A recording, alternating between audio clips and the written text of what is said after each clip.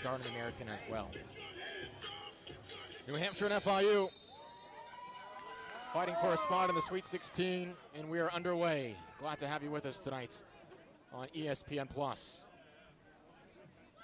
And the Panthers will be looking to negate any potential quick start for UNH as well. The Wildcats had a pair of goals in about 10 minutes in that opener against Seton Hall. It's interesting here. You see the FIU Panthers. They start the game with 3 center backs. You normally see the duo of Shekerman and Garcia, but Edgar Aguilar is joining them in the back line today. Here's Liam Bennett.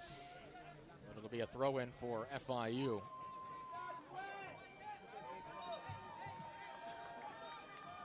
New Hampshire is operating for what looks like the rest of the season if they advance without Gustavo Rodriguez, who was injured in the American East final against Albany. We've seen a little bit of rotation along the back line. Liam Bennett starting left back here today, about to throw it in.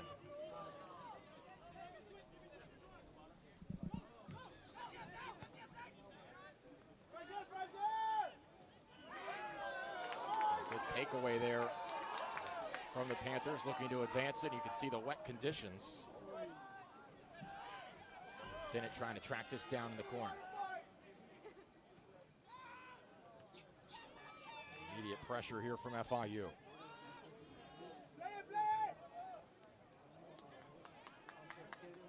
Joao Dominguez slipping on the far side, and a foul on New Hampshire will give the Panthers a free kick. FIU starting the game the way they always start. They're a team that loves to press. They're going to be aggressive. And you're already seeing their wing backs, Joao Dominguez and Philip Hildebrandt, moving up the flanks.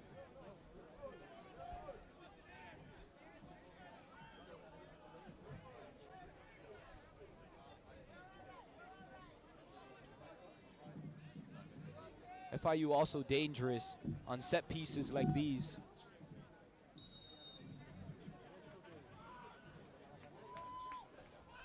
Triggered into the box, header to the right of the post, but it's cleared for an FIU corner kick. I think there was a lot of people around Bombito, but he elected to be safe with it. Now on this corner, the main targets, Tabinski, Shekerman, Garcia. All guys capable of rising up for a header. Rasmus Tabinski starting nod up front for FIU along with the free throw. Just his 3rd start of the year. This is punched away. He's still operating around the box. Clever move there. Served in far post. Another punch here. FIU coming out attacking early on. Yushinagao was the one to serve it in. This was a scoreless affair for much of the first half when they played up in New Hampshire. Until late in that first half. 44th minutes, New Hampshire struck.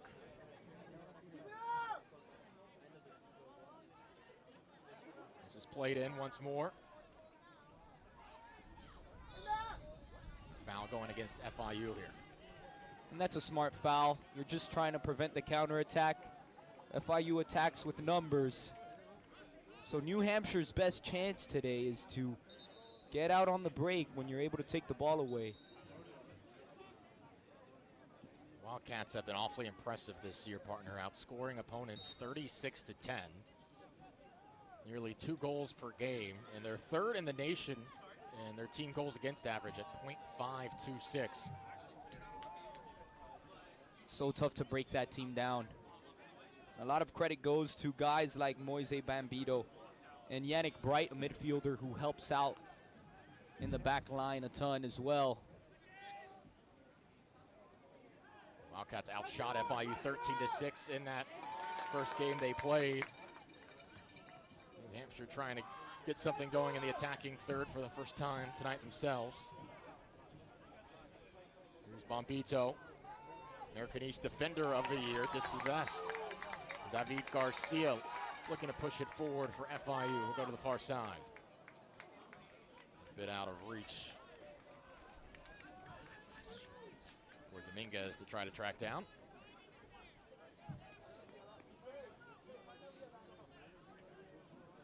Yeah, 45th minute goal from Bombito, the first time they played. A penalty in the 73rd from Rory O'Driscoll. And as FIU really tried to push forward, apply pressure to get one back, Paul Mayer was able to get one more in the 86th minute. All of a sudden, FIU had a 3-0 defeat, one of their statistically toughest setbacks of the season. And rare shutouts as well. Yeah, FIU not a team that's shut out often. They score a ton of goals, averaging over 2 goals per game. New Hampshire loves to trigger it into the box from these throw-ins on the side. They were a bit too close to the bench that time. Remember, their second goal against Seton Hall came off a throw-in. Freefoot was looking to get on a breakaway there. Bouncing around. Yannick Bright sends it in, cleared away.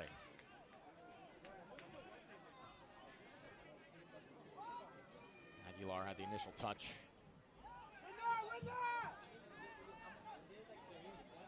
Good tackle there by Lovenant. Freefoot was nearly out on the run. Trying to reset, brought to the ground. That's well done in the midfield from New Hampshire to take it away as FIU was looking to get it going. Bennett. Push it back to Bombito. New Hampshire 15-4-1 on the 2022 campaign.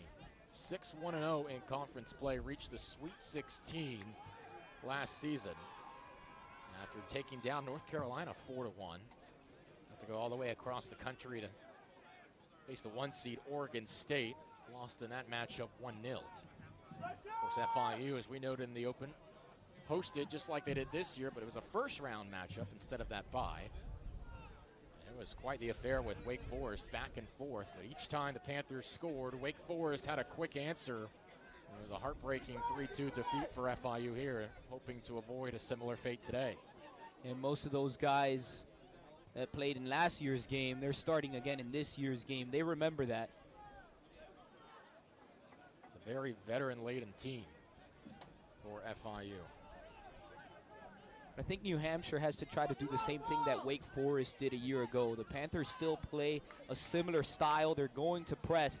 What Wake Forest did last year was sit back and get on the break. Counterattack when you have opportunities. And right after FIU scores as well. A couple of gutting goals for FIU to see go into the nets. This played down the near side. It's Eli Goldman. For his first meaningful touch. David Garcia will have his hands full today. Bilal Kamal got in there. Touch off Yushi Nagao. Decent crowd despite the weather conditions here today. The umbrellas are out in full force, the ponchos. Been originally scheduled for a 6 p.m. start. Jamie Davis on the top of the 18, pushes it to Bennett, has room to cross it in. And a lot of leg on that as that trickles towards the sideline and out of play. New Hampshire doing a good job of possessing the ball as well. Forcing FIU to sit back a little bit. You know the Panthers don't like to do that. They want to be pressing. They want to be playing in the attacking third. They haven't been able to do that so much over these first 10 minutes.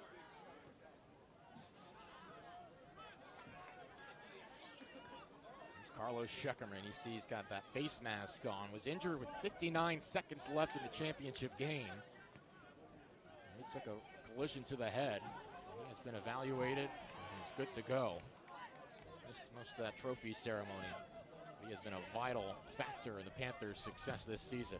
That's huge for FIU to have Carlos Scheckerman healthy and ready to go. I mean, him and David Garcia have been in that back line, and they've played basically every minute this season. Scheckerman, second team all-conference. David Garcia started every match this season. Here's Philip Hildebrandt. Three-person quick touch taken away.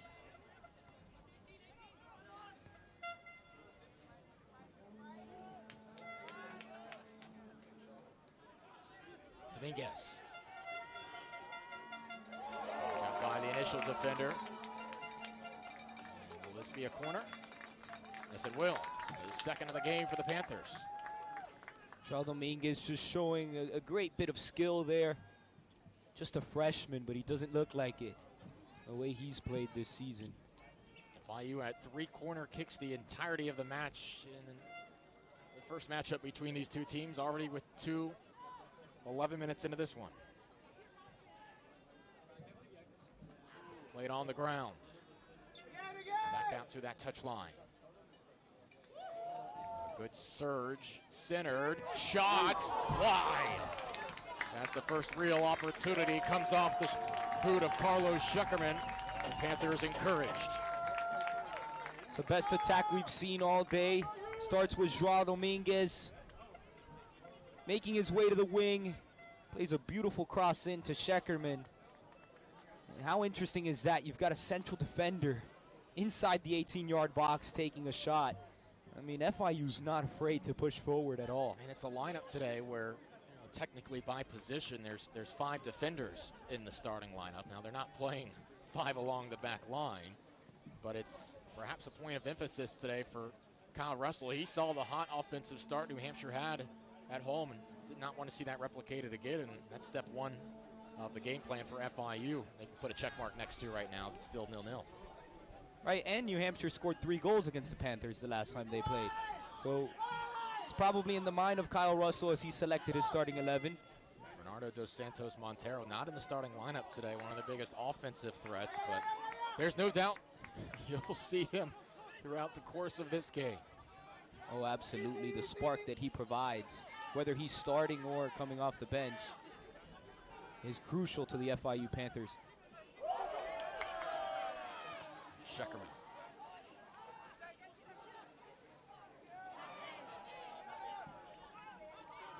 And a foul.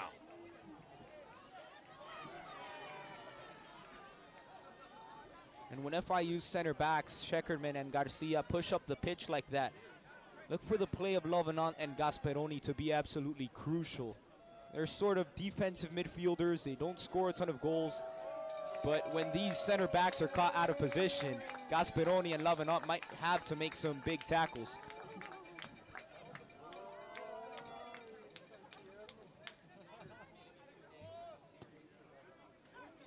It almost feels as if in this early stage of the game, both teams want to pick and choose when they try to have that counter, push people forward. Feel the first stages of this game out. Yeah, a bit more controlled FIU in this game. You often see them just pressing with high intensity, but in this game it seems like they want to feel things out. Kevin Haar in goal for the Panthers, just one of 2 freshmen in the starting lineup for FIU. 14 starts this season, 21 goals against, a 1.56 goals against average. Here's a Frifa, chips it in. Oh, there was nobody along that back post. Here's the rebound, and a goal! The Panthers strike first. It's Rasmus Tabinski in just his 3rd start of the season. 1-0 to FIU. And that's why Rasmus Tabinski's in the starting lineup. Such a presence in the box. Right in the keeper's face. The ball from Hildebrandt couldn't have been more perfect. Just a pinpoint cross. Take a look at it here. First cross goes past everybody, but lands at the feet of Hildebrandt. And Hildebrandt on the money. Technical issues on the replay, but what service from Hildebrandt. My goodness. And that was taken advantage of quickly by Tabinski.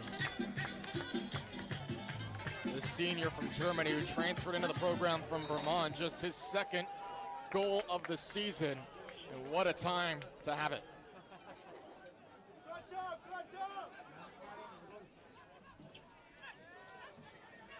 if you watch Philip Hildebrandt, started the game as a right back, but he looks like a right winger out there. Great touch from Tabinski. Panthers perhaps looking for seconds in quick succession. Out of the touch of a free fall. Scheckerman reading the pass. FIU Panthers goal! So 14th minute goal from Tabinski. Rasmus Tabinski. Assisted by number 13, Philip Hildebrandt. The time of the goal, the 13th minute, 1-0 Panthers. Kyle Russell has to simply be thrilled with this kind of start.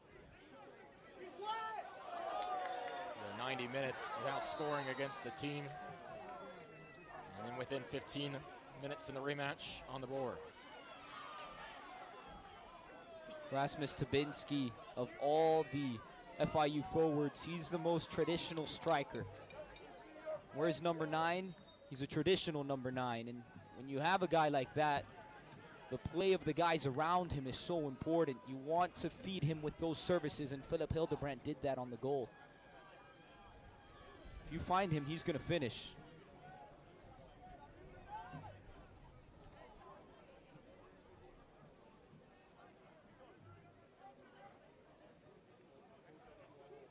Trying to get a replay of that when we get a moment. A terrific sequence for FIU and a 1-0 lead early in this match.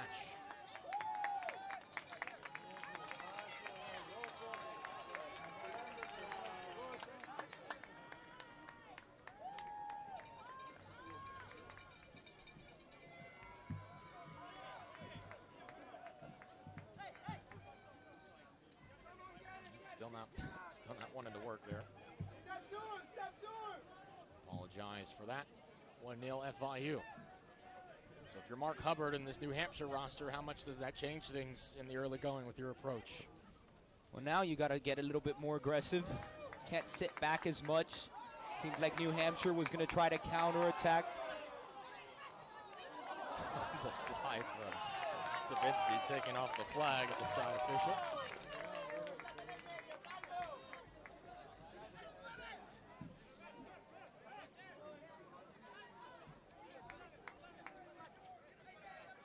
But still plenty of time. I mean, it's no time to panic for New Hampshire. They're a team that averages nearly 2 goals a game. They don't have to change much here. But just push up a little bit more. New Hampshire typically runs a 4-back system. Those outside backs play more like midfielders at times. They'll have to be crossing in, throwing in, up the field. Sometimes Chris Pinkham will be making crosses in the flow of play. Walder sends it in the box.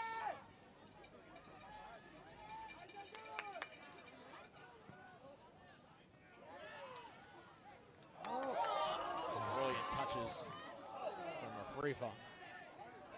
FIU will maintain possession here.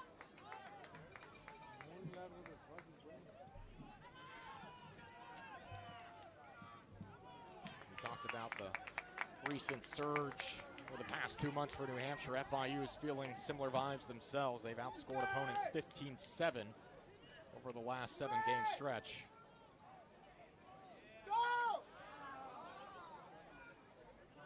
Outshot USF in that AAC final 14-6, including a 7-1 advantage in shots on goal.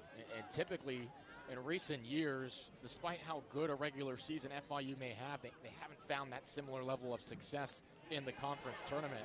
But to clear that hurdle this year, maybe spoke of things changing in the postseason for the Panthers from their perspective. And we talked about it pre-game. That's why the Panthers should feel confident coming into a game like this. Their great form has continued through the postseason. And what's perhaps most impressive is the way they've defended over the last 3 games. This is a team that scores a lot of goals, but during the regular season, we also saw them concede a lot of goals. They even gave up 6 goals in a match. Yes, that was barn burner up in over in Dallas against SMU, 6-4. Oftentimes, FIU will score 4 goals and lose a match. But that's really changed over the past few games. Just real solid in the back, the Panthers. Season opener here was a wild one, 5-3, a loss to Akron.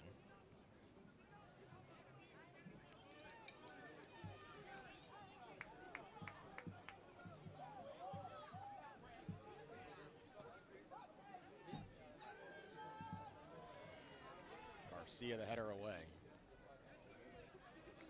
Throw in here for Akron. 6th consecutive NCAA tournament for New Hampshire. Become a mainstay in the postseason.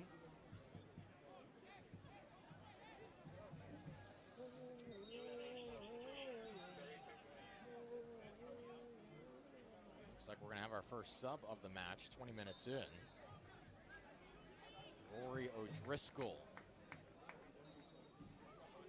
Set to enter, but not quite yet. New Hampshire only had 4 subs in that first round tournament win against Seton Hall. This is push far side.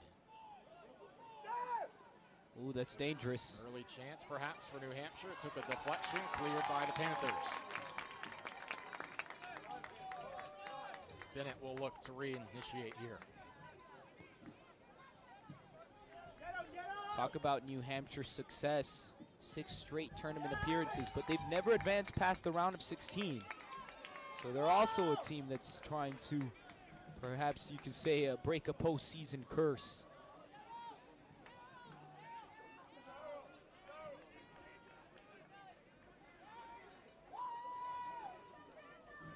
FIU took a little bit of inspiration recently from what Marshall did in the NCAA tournament. Of course, both of them recently former members of Conference USA. Of course, Marshall had that thrilling finish in the College Cup final right before PK is able to take down, I think it was Indiana. Yeah. It kind of showed in real time, hey, a team from this level, this conference, can take down the traditional powers. And of course, both outside of Conference USA and men's soccer. Looking to make their mark in the NCAA tournament.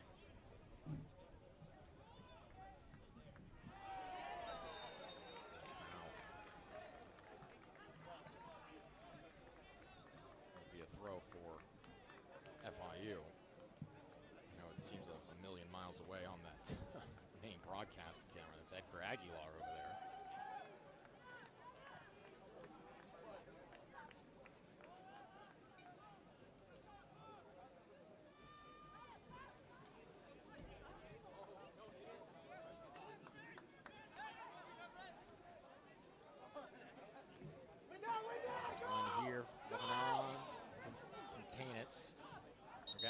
Excuse me. And now the substitution will take place. First of the match. Bilal Kamal will head to the bench. Rory O'Driscoll in for him. Out number 10, Bilal Kamal. He's replaced David by Brogg, Paul Mayer, Dylan Maxson, O'Driscoll. Those are the only 4 subs in that first match. First substitute here tonight is O'Driscoll. Nebo was taken to the grass.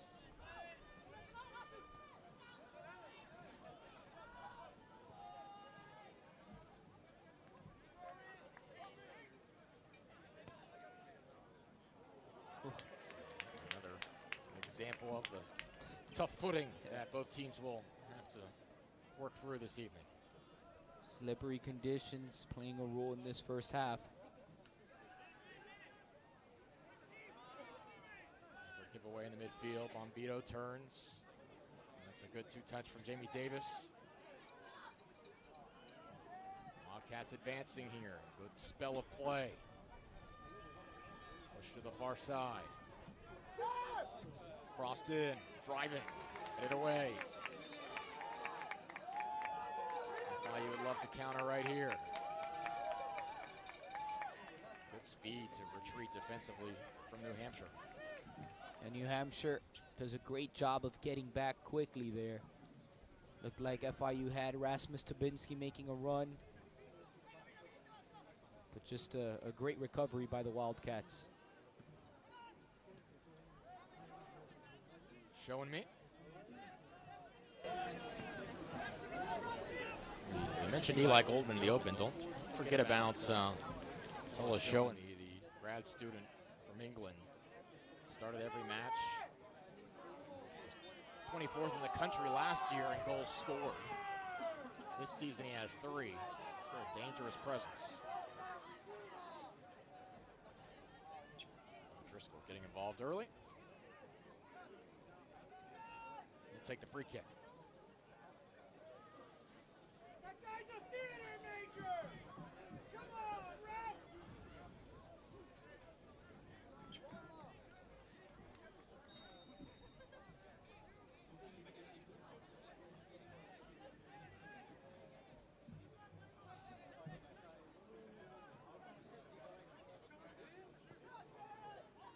Driscoll sends it in. And we'll roll out on the FIU sideline for a Panther throw-in. What you see a lot here from the Wildcats are these long throw-ins. Not going to see one here, but Panthers have to be aware of that tendency of New Hampshire players to throw it into the box. At that home stadium part, they've got that track around the field, so they can really take a running start and get some momentum into it. Not as much room here between the shrubs and the touch line. Still, if whether it's Pinkham or whoever else is initiating, still has enough room to get some power on it.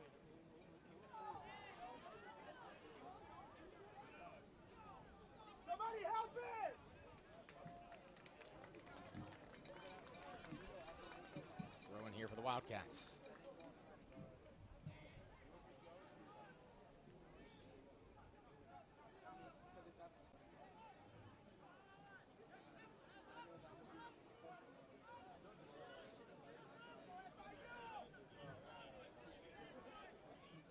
Even though the Wildcats took a 2-0 lead early in that opener against Seton Hall, this will be a foul on New Hampshire. It was not necessarily an adversity-free game. The Pirates responded pretty quickly and had some opportunities down the stretch of the second half. Despite the goal differential this season, New Hampshire have had their close matches this year. A terrific record, another great campaign, another NCAA tournament for Mark Hubbard. One of the more intriguing second-round matchups here. I don't know many teams in the NCAA tournament going on the road for the second round that have defeated that opponent 3-0 already. Right. Well, no clean sheet tonight. That's already a guarantee. Right. But again, New Hampshire doesn't have to be discouraged by that because FIU have had their share of games where they've scored 1, 2, even 3 goals and haven't found a way to win. So if you're New Hampshire, you've got to stay patient and recognize that your chance will come. It looks like a slip and slide out there at certain points. Goldman just trying to create any sort of room. Great distribution. A better defensive effort there from Aguilar. That could have been dangerous if that cross got off. The Panthers will concede a corner gladly there. Ooh. Aguilar makes a huge play, sliding in to prevent the cross from getting into the 6-yard box. That's probably one of the best chances we've seen New Hampshire create over the last 10 or 15 minutes. Number 18, Paul Mayhew.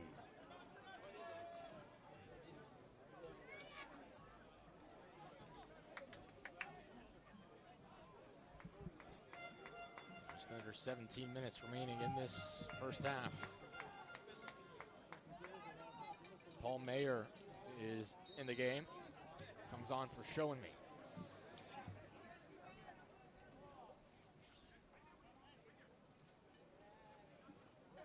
First corner kick of the game here for the Wildcats. Driven ball, headed away from danger. That was Aguilar again, making the clearance. Mayer, a grad student out of France. Team All-American during that condensed 2020 season. 5 goals this season, most recently against Binghamton on November 10th. Garcia clearance this time.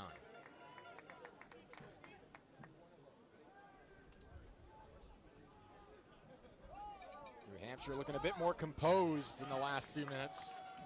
FIU on the defensive for what feels like the first time tonight. You're starting to see New Hampshire really push forward with numbers. The farthest man on the pitch is Liam Bennett, and he's nearly standing in the attacking third as well. FIU perhaps a chance to settle down with a goal kick upcoming. Your attention, please. Substitution for the FIU Panthers. FIU will make its first sub. Rasmus Taminski. Taminski, the goal scorer, will head to the bench. Number 20, Pedro Alves. Paulo Alves will enter.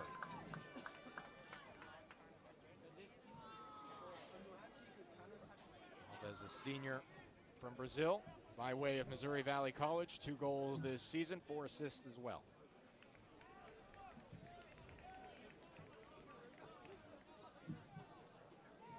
FIU will typically go a little bit deeper in their bench rotation than New Hampshire.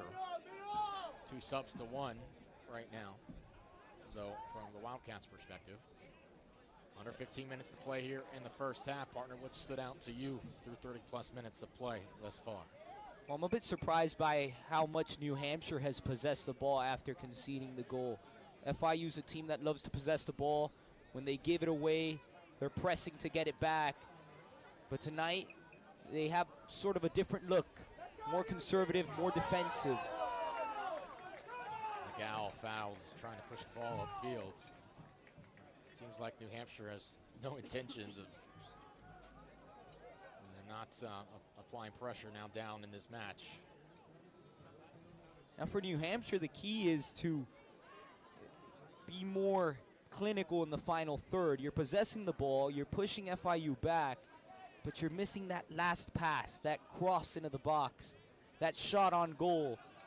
Force Kevin Haar into a save. Probably the best sequence of this match was that pass from Goldman around the 6th, and the ensuing cross that was deflected out of play by Aguilar. Aguilar did not get a foot to that. Who knows where that may have gone for UNH. Both teams with 2 shots thus far. Let's go, come on! Sheckerman and Tabinski, the 2 efforts for FIU. McGowl to Garcia. Push it near side. Gasparoni couldn't bring it down, a throw into FIU. It's just a wonderful time of year if you're a fan of the sports. The World Cup starting today. The NCAA tournaments, men's and women's, in full swing. Best time of the year for soccer fans. Sweet 16 and Elite 8 matches will be upcoming next weekend. Of course, the USA has their World Cup opener tomorrow against Wales. Excited for that You one. have your for watch sure. party all lined up. You have the chips and queso ready to go. It's all ready to go. Your contribution to the watch party.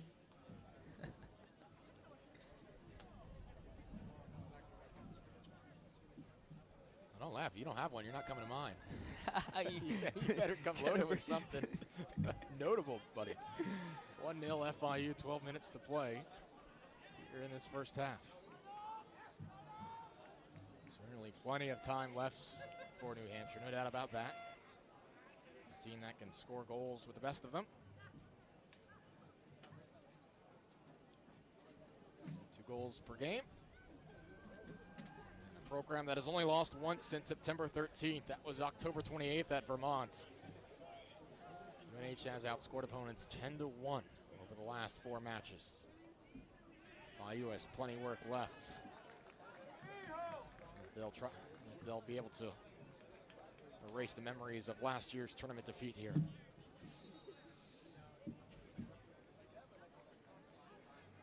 UNH has won 13 of its last 14 matches. The only loss, the one you mentioned, against Vermont in a rivalry game.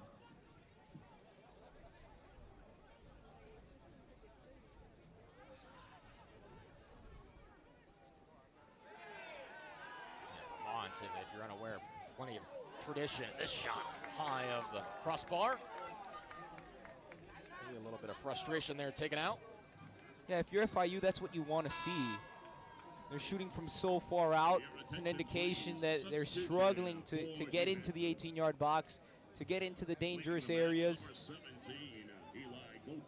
Goldman will head to the bench. David Brogg on for him. A bit of a breather for Goldman before the end of the half, before he gears up to bring what he can over the course of the second.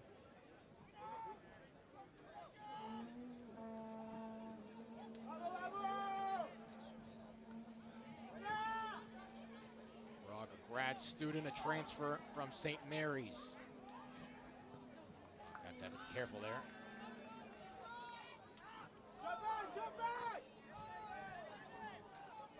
No goals this season for Brogg.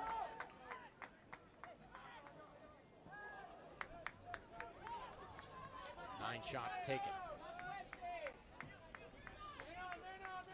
Goldman set up the best opportunity for New Hampshire today.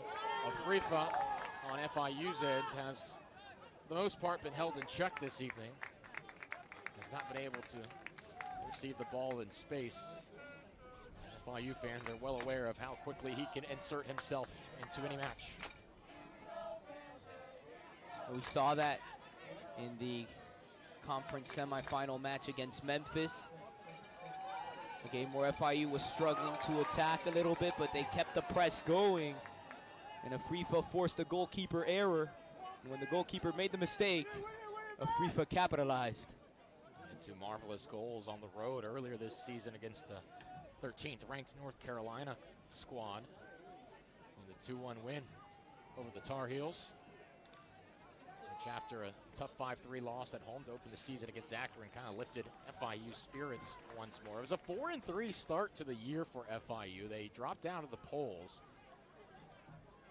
And there was a bit of soul searching going on in this program. I won't say they were worried about the potential of the season. They were leaking goals along the back line.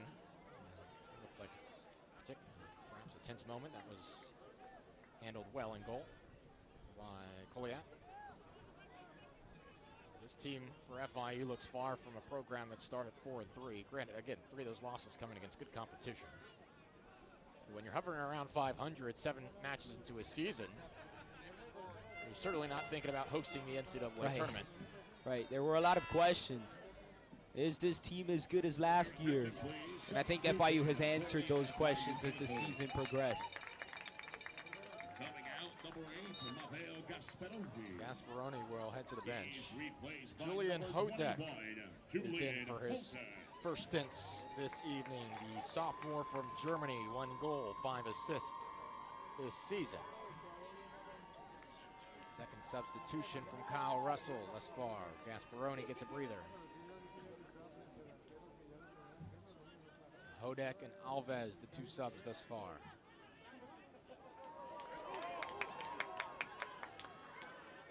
Here's Alves with possession. Maintained it. Deflected. Trickling towards the touchline. And out for New Hampshire throw. You mentioned FIU's start to the year. They were 4-3, but what's interesting is that both teams have taken very similar trajectories to get to this point. New Hampshire was 5-3 at the start of the year. Then they went on to win 13 of their last 14 matches. Both teams won their regular season conference title. Both teams won their conference tournament. His first couple losses for New Hampshire on the road at 20th ranked Maryland. At home against Boston 1-0. On the road at Providence 1-0. As you said, man, they figured things out shortly after that.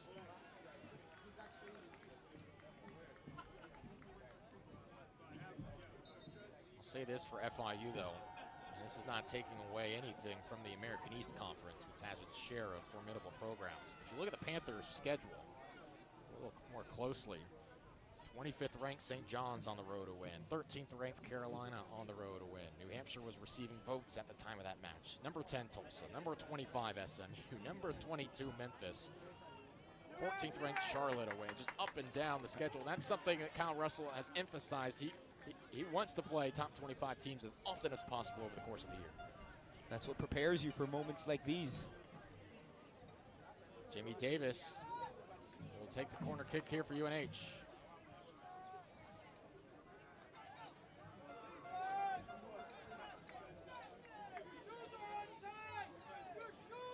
Gives you a good perspective, doesn't it, of the conditions at the moment?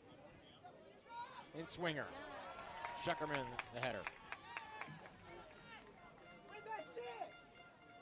Schuckerman, real tall. He's big on those corner kicks. And set pieces like that might be a big factor because this game has been one where it's been difficult to attack.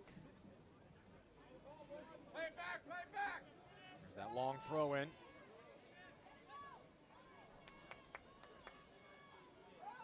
Von Niebel leaves it off. Taken away.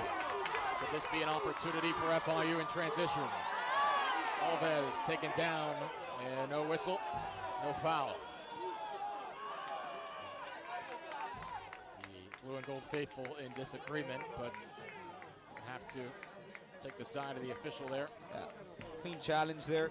Yannick Bright getting back as FIU tried to counterattack. Those are the kind of things that made him the American East Midfielder of the Year. Great display of speed, physicality, getting back to negate a potential FIU breakaway. As the clock starts to tick down here in the first half, just over 4 minutes left to play. A dangerous touch inside his own box. And then a run to about midfield from Nils Buckwalder. Got to be careful back there. Shaw Dominguez's engine never turns off. I don't know if I would have tried to move like that, but also, partner, I wouldn't have been on the field anyway to make that decision. So my analysis is irrelevant. He's a great supporter off the bench. I wouldn't have been on the field either. You're not alone. That's why we're up here. Exactly. Right? It's a natural transition. Just over 3 minutes to play here in the first half. Another sub for the Wildcats. Your attention, please. Substitution for New Hampshire. Out Dylan 11, Maxson. Jamie Davis. Jamie He's Davis replaced by to the number bench. 20, Dylan Maxson. More space to operate again for New Hampshire. Bennett fishes it off to Maxson, who just entered. So all four substitutes who saw the field in the first rounds have taken the pitch here in the first half of round number 2. This is a good run, just behind Von Niebel, though. Ambitious idea. That could have been something there for the Wildcats if that led Von Niebel forward.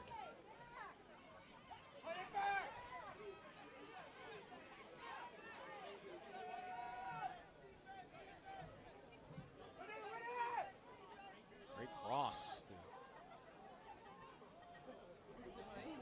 Impressive that he Give got O'Driscoll a that cross chance. away. Yeah. Okay. Sliding going on that far side of the field. I know it's hard to see with this current vantage point.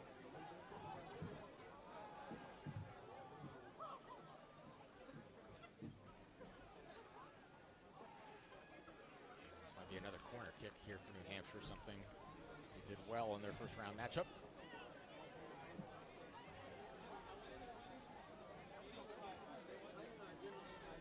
Rain starting to come down even a little harder than it has been much of this first half.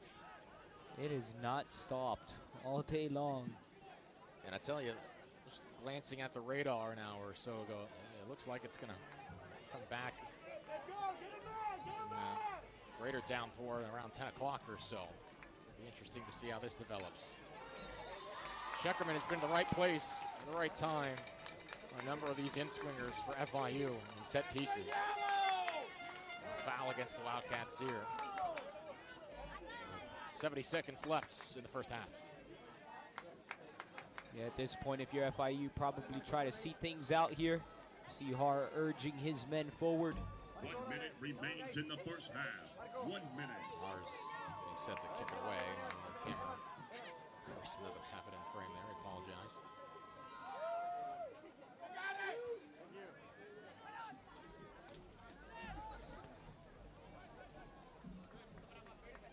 This grounds crew did a terrific job trying to get away a lot of the excess moisture and standing water off the pitch before this match.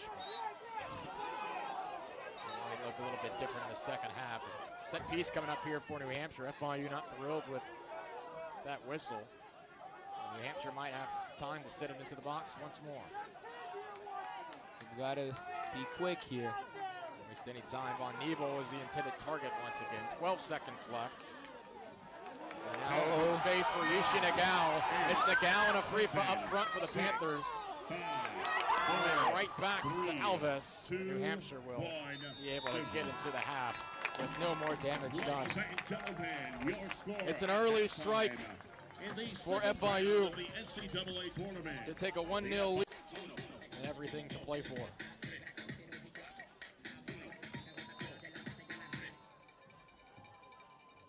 Kind of a false start here to get things going from the circle. And now we are back underway from Miami.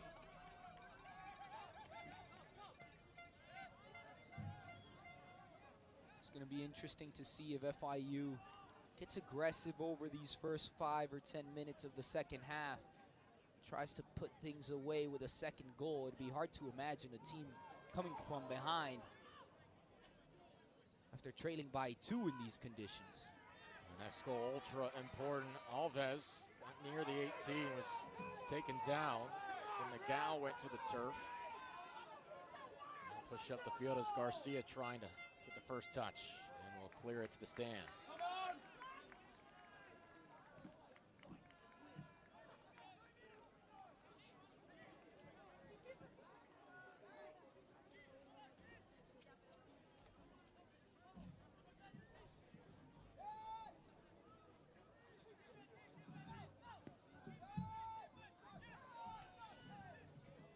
Showing he was being harassed. Uh-oh. Now potential breakaway, but a foul first. Advantage was played.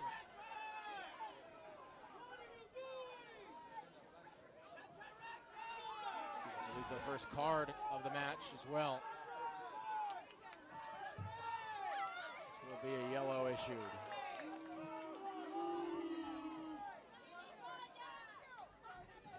First yellow of the match. That was Bombito.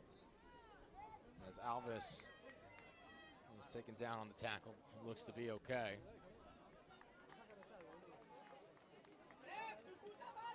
Garcia will reinitiate here. That tackle saved a counter-attack there, so perhaps Bombito's, he'll take the yellow there. That was Simone Afrifa that was looking to get out on the run. The younger Afrifa brother. Your attention, please. A yellow card has been issued to the Wildcats. Number 4, Maurice Bombito. In the 47th minute. Bombito, the American East Defender of the Year, the Montreal native. 3 goals as well this season. Afrifa played back in. Sheckerman deflected to a teammate.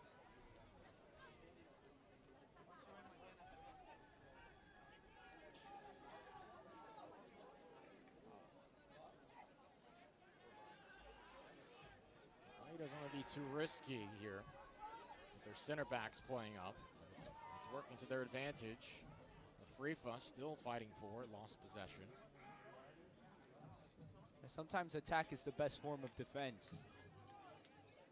Keep the ball in the attacking third. You limit New Hampshire's chances. At the same time, you take the risk of opening yourself up to one of those counterattacks.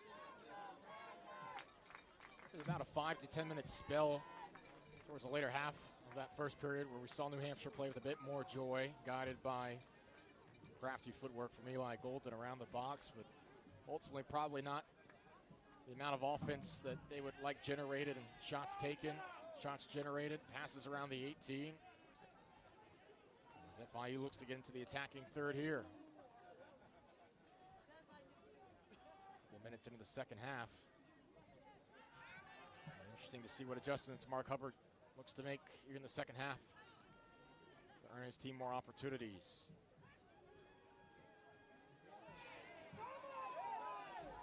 Gal had it taken away.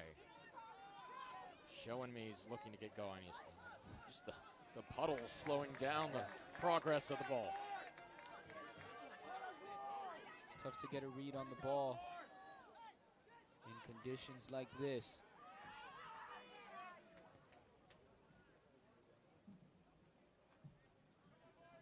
Seeing the ball take some weird hops. It slows down.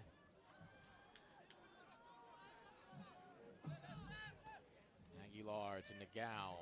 Heavy touch. Able to push it near side to Dominguez. Alves, creative.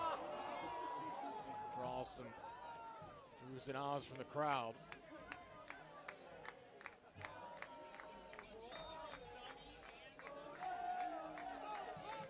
Now free kick coming to New Hampshire.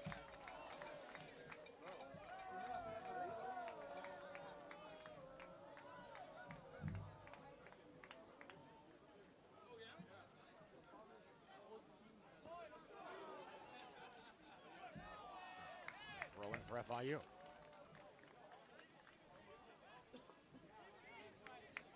Despite playing with a lead, the Panthers are not sitting back to start the second half.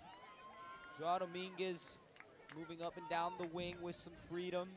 You see the same on the right side with Philip Hildebrand. Trusting the guys in the back to cover them up. Touch off of Yannick Bright, the American East midfielder of the year. Was a first-team All-American last season.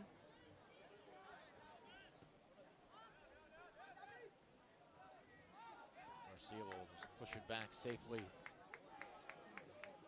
his freshman keeper, Kevin Haar. The rain is really coming down considerably now, but the fans in attendance have not moved. They are locked in to this second round match. A lot of credit to those who came out in the monsoon-like conditions. We don't get to see second round tournament action too often. Panthers earn that first round bye, and a set piece upcoming here for New Hampshire. Plenty of options from this kind of area.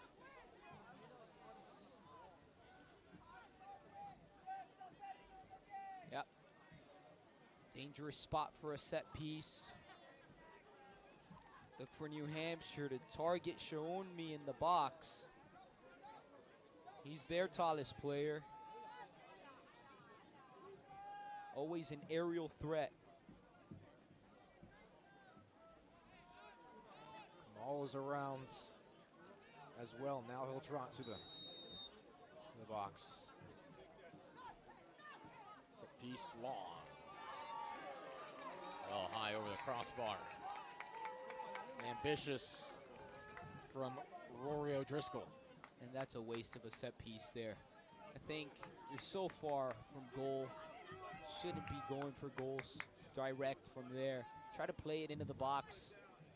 Force FIU to make a clearance.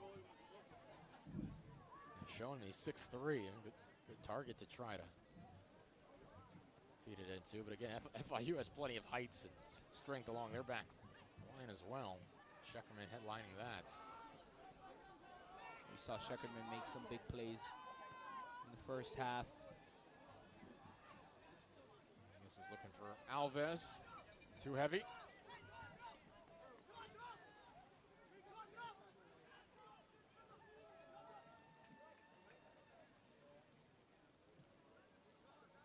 Again, this game originally slated for 6 p.m.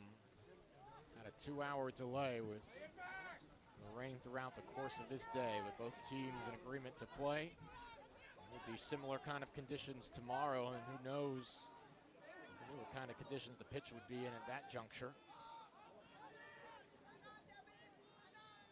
Garcia, throw in New Hampshire.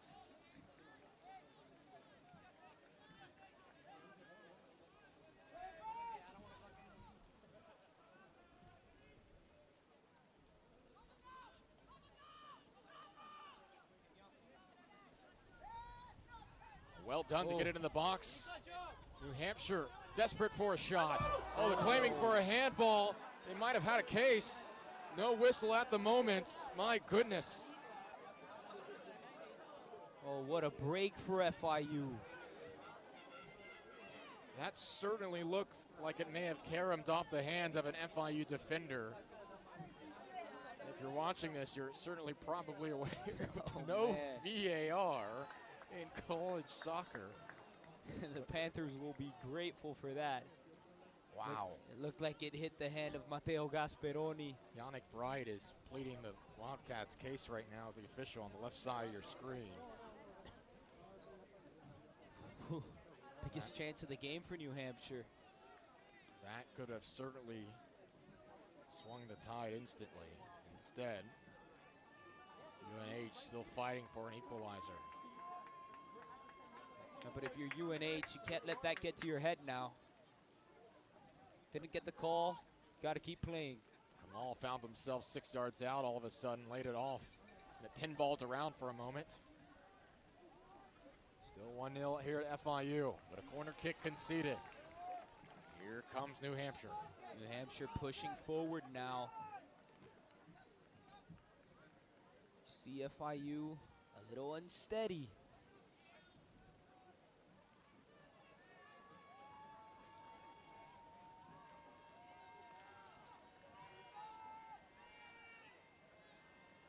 Now look for those aerial threats like showing me Von Niebel as well in the box for New Hampshire. Driscoll swings it in. Header! Oh! So close for New Hampshire. Their trajectory certainly looks like that might do it. FIU is very fortunate in the last 2 minutes to still have a 1-0 advantage. If Eli Goldman directs that on goal, he's scoring one. Kevin Hart was not in position to make a save there.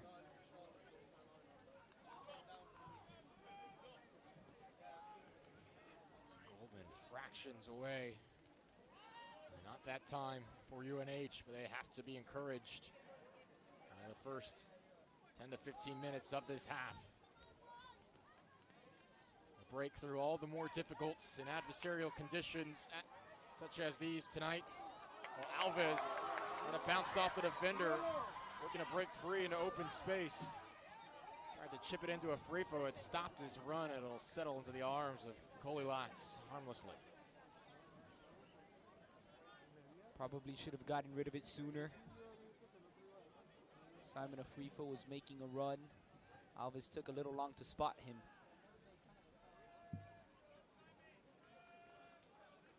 Contrasting goals, isn't it? Coley Latz, a senior. Kevin Haar, freshman, in net for FIU. It hasn't been the perfect season for him, no doubt about it.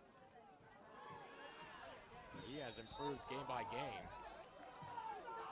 The staff is really excited about his future. And here's another set piece coming up for New Hampshire. This one even closer to the box. And you wonder if it's a similar approach or if they try to connect with a teammate here. Well, this time you got to connect with a teammate. The angle's not good for taking a shot on goal, but it's a perfect angle to whip one into the box. Driscoll, the senior from Minnesota, same hometown as his teammate Eli Goldman. First team all conference. They won't take this one. It'll be Kamal.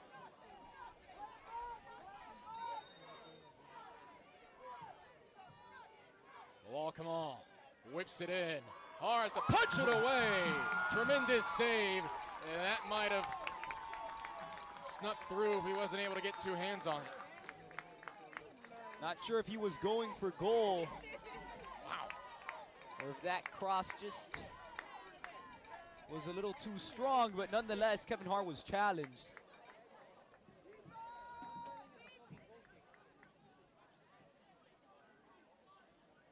That might have been the best opportunity. Hard to compare it to what Goldman's header just now. Both of them tremendous looks. This low driving ball really gave another corner kick. Panthers want a foul and they'll get one. The New Hampshire bench is incredulous. You're seeing the intensity, the opportunities, and the emotion all ramping up here. New Hampshire dialing it up here, as they have to, because they're trailing by a goal. FIU's got to feel a little nervous now. 32 minutes left, still a lot of time, and New Hampshire seems to be gaining confidence.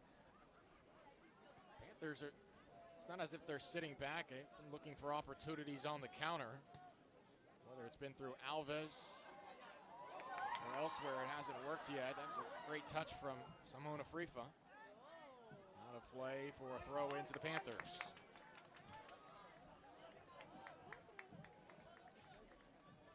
Dominguez and Alves have kind of a couple opportunities to try to push it forward, but this has been a half dominated by UNH possession and chances.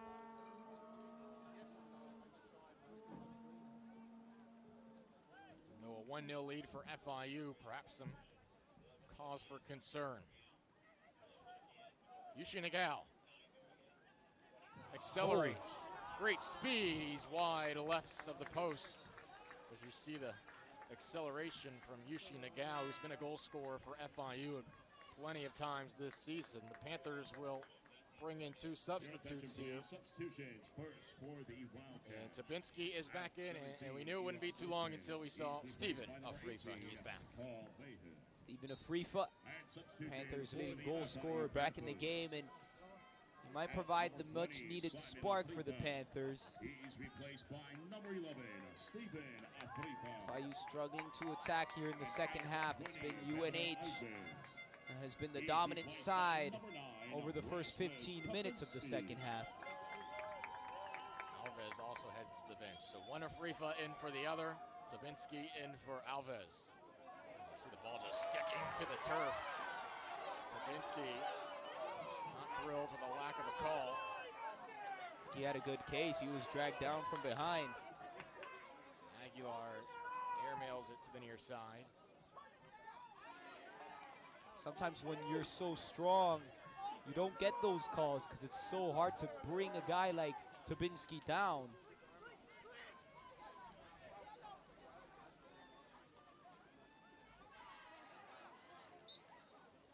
Throw in here for UNH. There's no doubt a sense of urgency is starting to be applied here from the Wildcats. The hold on the back line for FIU. So set piece here again for UNH, and they'll value each one of these opportunities. Kamal, this is about 15 yards further than his last one. Yannick Brights also lined up around the ball. Kamal will send it in. Good ball. Off the shoulder of a Panther. McGow couldn't bring it in.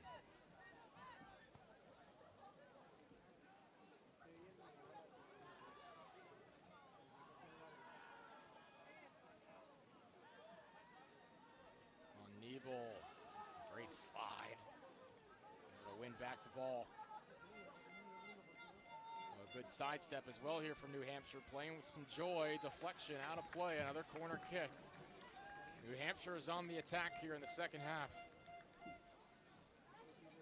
Creating a ton of set pieces. Eventually, they've got to feel like one of these is going to break through.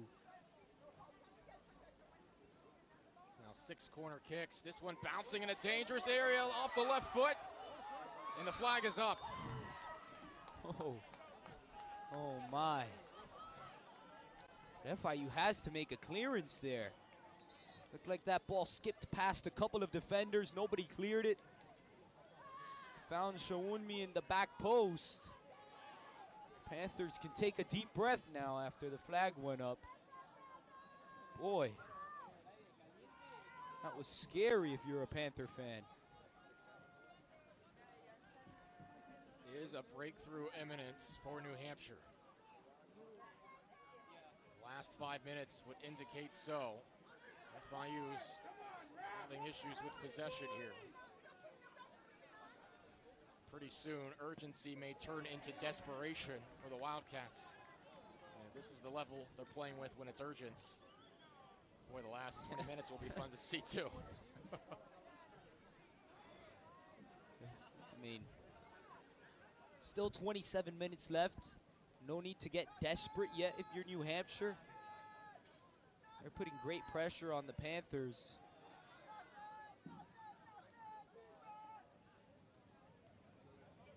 Such a balance of continuing to play your style with also realizing the place and score and the situation you're in. And when to become a little more conservative and a little less risky. And a delicate balance that Kyle Russell is wrestling with here with under 27 minutes to play. Now throw in for New Hampshire. After such a controlled first half, this New Hampshire pressure is starting to make FIU look a little disorganized in the back. There's still great spacing. The pressure is there. The runs are being made. This is a fun brand of soccer to watch for New Hampshire. They're earning set pieces. They're doing it with free kicks and corner kicks as well. Here's a long throw and a high bounce. My goodness, nearly. I don't know if that had a touch first before it would have bounced into the net. It still caused some consternation for FIU fans. But again, you see the miscues in the box. And a quick trigger, and that found the back of the net. New Hampshire has equalized the game. 1-1.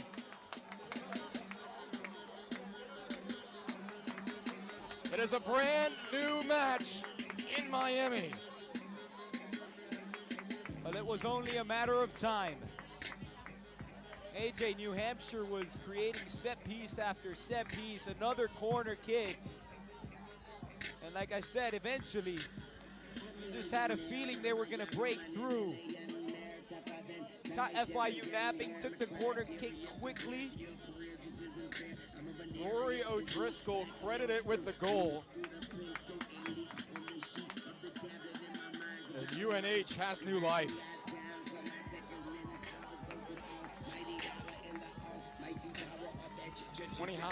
25 and a half to play. It was hard to tell if that hit a boot, took a touch before. Honestly, it looks like it was a quick skip from the corner kick and into the back of the net. David Garcia was trying to inspire his team in the huddle after that goal. And the crowd with chants of FIU as well. This looks like the New Hampshire team that really dominated the state of things in New Hampshire the first time they played. Afrifa's trying to get himself going. It's been a quiet game for Stephen Afrifa. Yeah, it's been tough to get the ball to Stephen Afrifa. The Panthers midfield hasn't really been feeding him the ball that much. And credit New Hampshire for attacking so much in this second half. They haven't let any of the FIU attacking players get much of the ball tonight. This might be one of the better chances for FIU. Trying to create something on a set piece. Well, Dominguez will take this. Dominguez lofts it.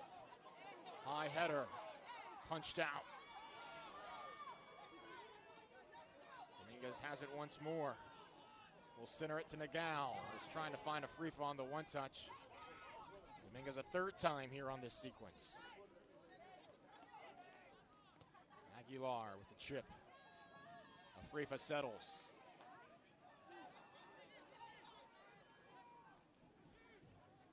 Nagao pushes far side. Now how does FIU respond? It's Hildebrandt, plays it low. And this will be a whistle. And a free kick for FIU in a dangerous area. 2 players down. Just outside the 18-yard box here. And right after conceding the goal, you see FIU responding. This is the kind of response you want if you're Kyle Russell. Liam Bennett will be issued a yellow card for that challenge. It's the second yellow that's been given to New Hampshire. Tabinski looks like he's all right. FIU, for all intents and purposes, they haven't had many opportunities like this, while New Hampshire has started to tally them up here in the second half.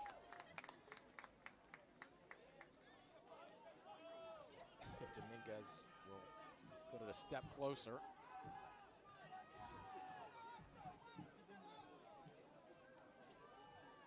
Now Dominguez.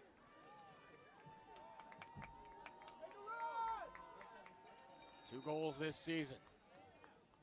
8 yards outside the box. And this is well too high. Dominguez was looking to respond himself. Well, once again, from a spot like that, typical angle, I'd like to see a ball lifted into the box. Look for the aerial threats. FIU certainly has plenty of capable scorers in the box in Rasmus Tabinski, Carlos Sheckerman, David Garcia. He's replaced by number 11, Jamie Davis.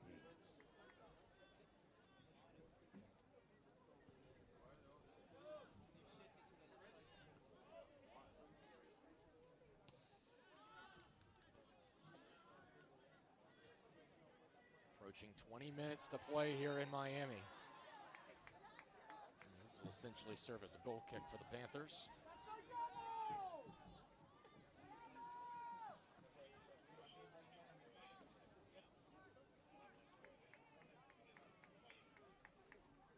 And now you wonder, with the score equalized again, does FIU try to play with a similar verve and energy and efficiency as what we've seen from New Hampshire the entirety of this half? Does a switch sort of flip in their attack? Well, you've already seen FIU flip that switch over the first few minutes after conceding the goal. See João Dominguez again getting on the ball in dangerous areas. You've seen the ball find Stephen Afrifa a couple of times. You saw the set piece. It's got to continue for the Panthers. All night it's felt like those attacking chances have sort of come in 5-minute bursts, and then they go back to sitting back. I'd like to see the Panthers continue to press and try to find a go-ahead goal.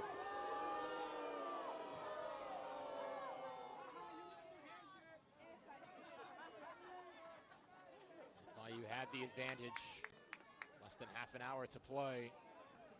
Conceded a number of shots, eventually a game-tying goal, and now New Hampshire looking to continue this passage of play.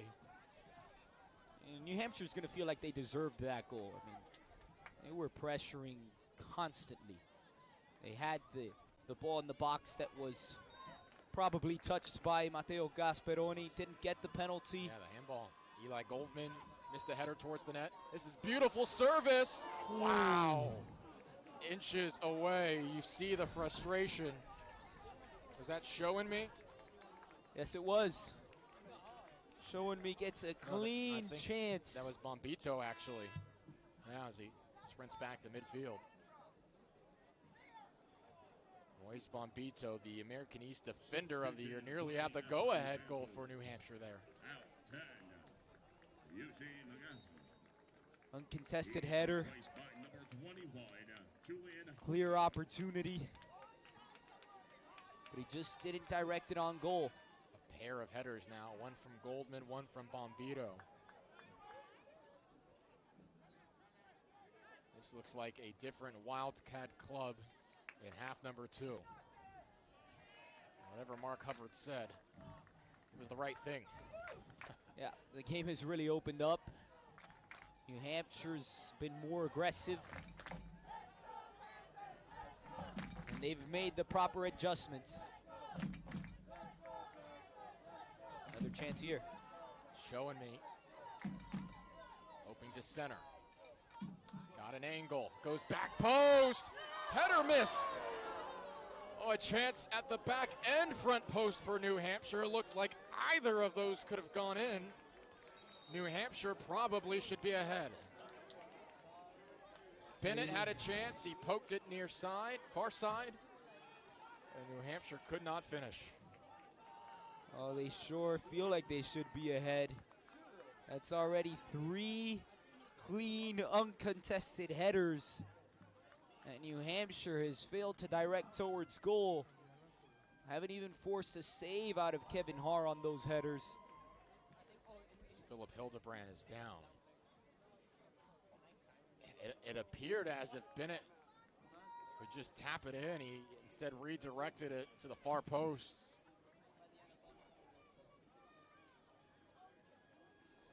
And FIU is very fortunate to still be level with New Hampshire here. Under 20 minutes to play as Hildebrand will be substituted for.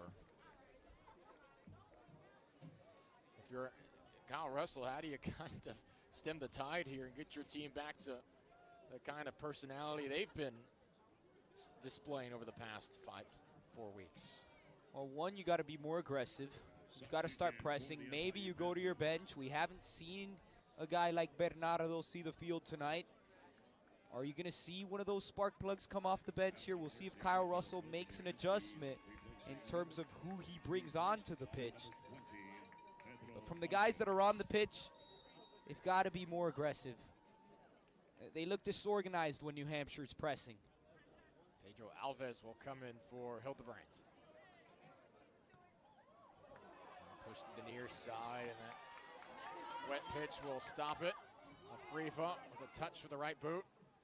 Bouncing around. Dominguez trying to chase it down again. There's Kamal. Send it showing me. Up the pitch. Great tackle from Garcia. He wanted the throw in as well. It'll go to New Hampshire.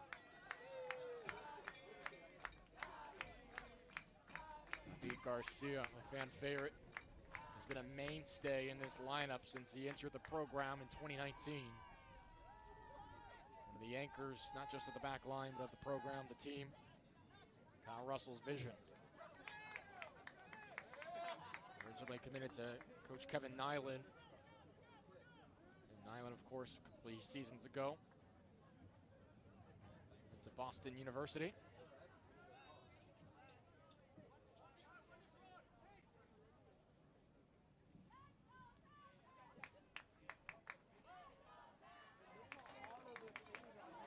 Pass goes to the Panthers. Another whistle. This one on Kamal. It'll be a free kick.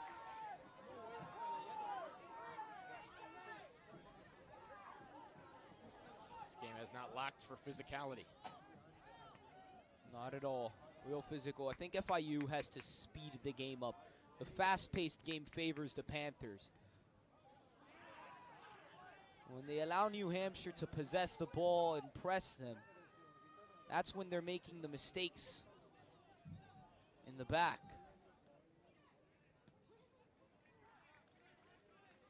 Sent far out of play, throw in for New Hampshire. It's really just Tabinski and Afrifa up front for FIU. They're keeping their wings a little bit further back. Still getting opportunities to push forward. Played Dominguez into space quite often, actually, even in the second half when it's been New Hampshire on the attack. Yeah, I mentioned it. Dominguez doesn't look like a defender tonight. He looks like a winger. Look at him here. Again, space to work with. Creative with possession. Gasparoni. And try to center as Julian Hodek was making a run on the near side. Back to Scheckerman. Under 17 to play. FIU Stadium. Scheckerman got a little bit lazy with the touch, and now a run here from New Hampshire. And a whistle brought things back to midfield. Taking a bounce out of play.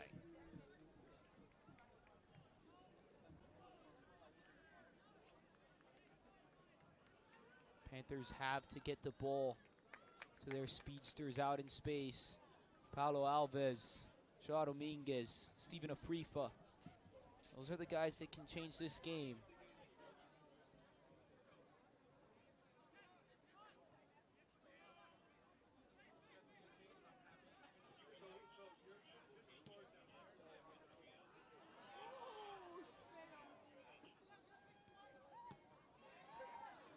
Back and forth it goes.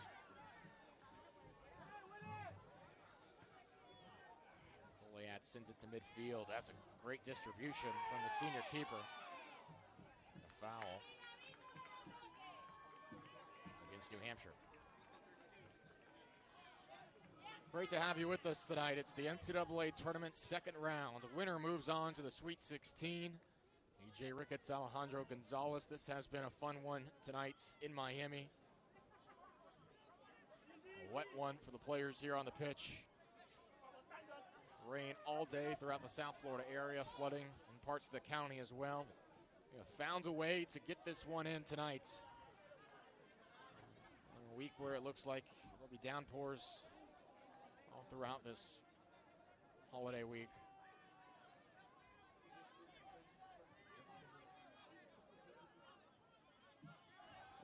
And Aguilar is down. After some moments deliberating, the side official will blow his whistle and call for the athletic training staff to come out. And it's into Aguilar. I don't know if he's been substituted out here today. He's playing the majority of this game. That would be a tough loss for the Panthers here because they've already lost Philip Hildebrandt to an injury.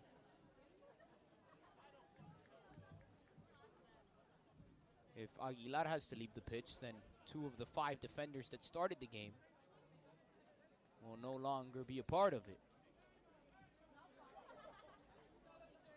I feel fortunate that Scheckerman was even able to go today with some hard contact he took at the end of the South Florida game in the AAC championship. You felt for him too. There was 59 seconds left. He was getting ready to celebrate a championship, be a part of the trophy ceremony, and then he was being evaluated for a concussion. And the time when it happened was just so unfortunate. The game was over. Less than a minute to go. You're up 2 goals.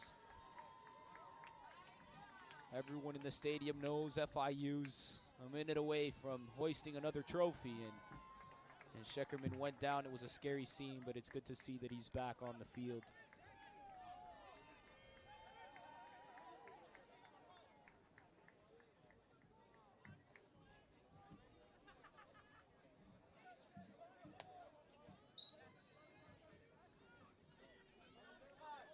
FIU reinitiates. Aguilar will be good to re-enter now. Oh, that ball just died. That's probably the most extreme example we've seen of that tonight. Speroni. It's dying again. Perhaps another card to be issued here. Kamal was guilty of the infraction. And the yellow given to Bilal Kamal. As Garcia is on the grass.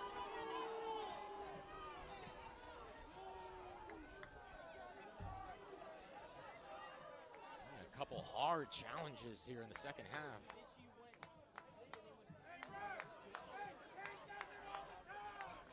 You see the midfield is really, really muddy. The ball's dying. It's moving in strange ways. That's caused some challenges. New Hampshire This pitch is holding up as well as it can. And I tell you what, it's the grounds crew, the facilities folks are probably happy there may not be another game here this year unless something wild and wacky happens. As Duke defeated Denver earlier today, so the winner of this will be heading up to Durham. Now, if FIU won this game and won at Duke, there certainly is the possibility they could be back here for an Elite Eight matchup. But all they're worried about right now is the final 14 minutes. Showing me. Couldn't keep it in.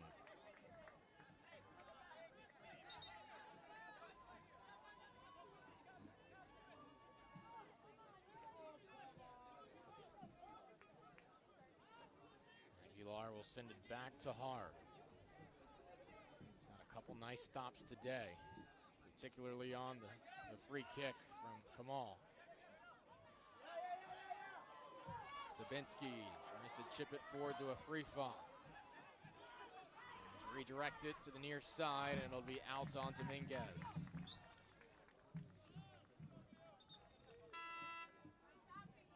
Substitution. Pair of subs now for New Hampshire. 18 on there. He is replaced by number 17. Goldsman will Eli re-enter, Goldsman. as well as Johan von Nebel. He's replaced by number 8, Johan von Nebel. And now perhaps cramps for New Hampshire. We just saw Aguilar need a moment.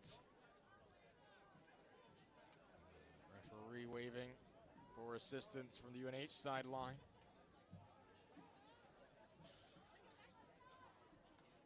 It's about that juncture of the game where you might start seeing this late in a tournament matchup. Tabinski and Yannick Bright sharing a word.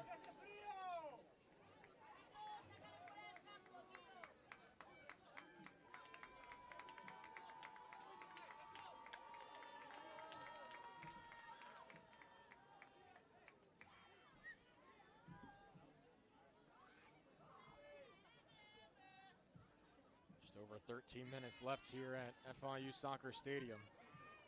UNH has outshot FIU today 9-4, 2-1 in shots on goal. With 2 or 3 of those shot attempts seemingly point-blank headers. It could have influenced the tide of this match even more. And the corner kick that tied this up. The Panthers certainly fortunate that this is still a tie game.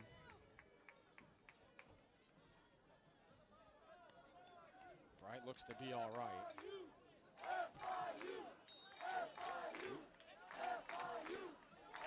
There we go.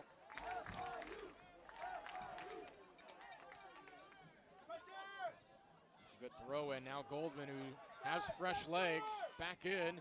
Evaded the first slide tackle. Goldman surveying, corner kick. New Hampshire. FIU pleading that it was out off Goldman. To no avail. Oh. FIU better be ready this time. Saw New Hampshire take the corner quickly last time out, and they scored the goal off a corner kick.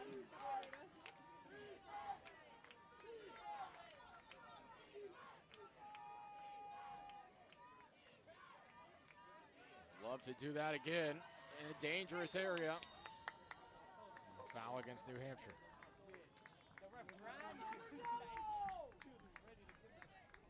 I will say, seemingly every set piece this half for New Hampshire, it seems as if they are putting together a legitimate sequence.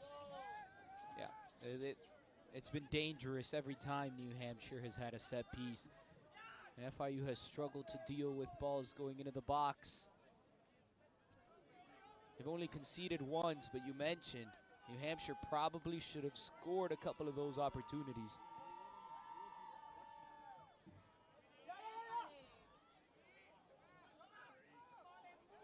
That spot to the near side of the circle really looks like where the ball dies most here on this pitch at this point. FIU upset that foul wasn't called as a Frifo was trying to get free. Touch from Hodak. Right to New Hampshire. Header from Aguilar. Dominguez looks to settle. Over these last few minutes, it seems like both teams have lost their shape. The ball just bouncing around the pitch. Hard to have a shape when you don't know what to expect of the pitch. Lots of fouls. Bodies flying all over the place. Again, a lot of that has to do with the conditions.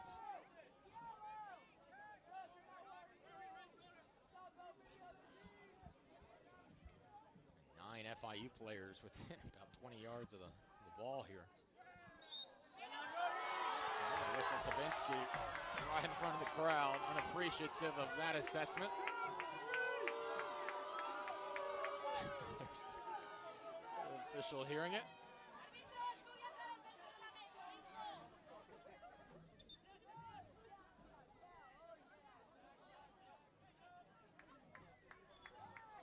Jamie Davis will take it here. 10 minutes left in Miami before potential extra time in the second round of the NCAA tournament. A berth in the Sweet 16 is on the line.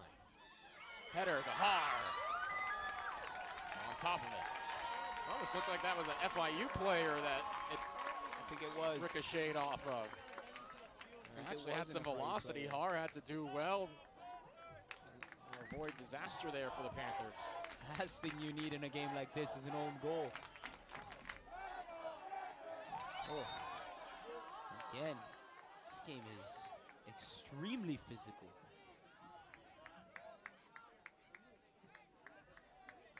Gasparoni has some dirt stains that just may never come out.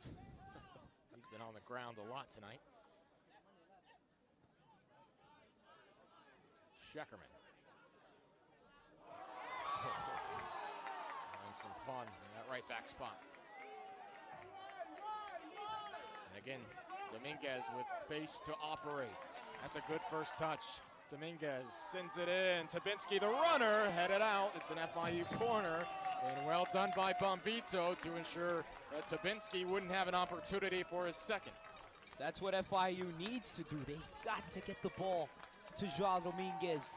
He's been their biggest playmaker tonight. Julian Hodek will take the corner.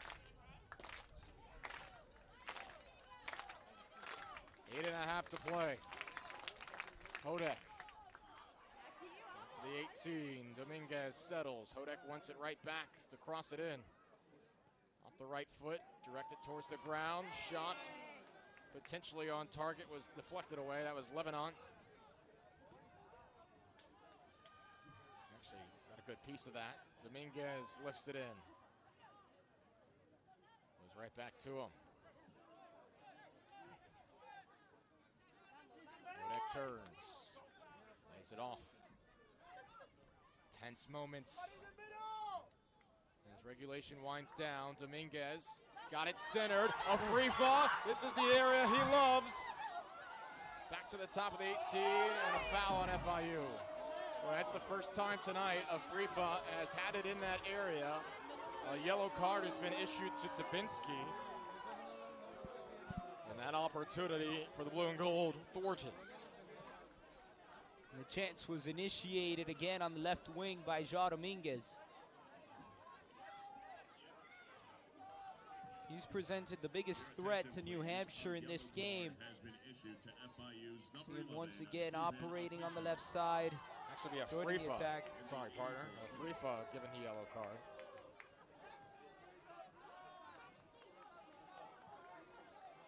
The second Afrifa received that pass at the 6. Entire stadium rose to its feet. I mean, that's the best chance he's had all night. He was further out than that at North Carolina. A similar kind of play. He turned, whipped it into the nets. The game winner against Carolina on the road.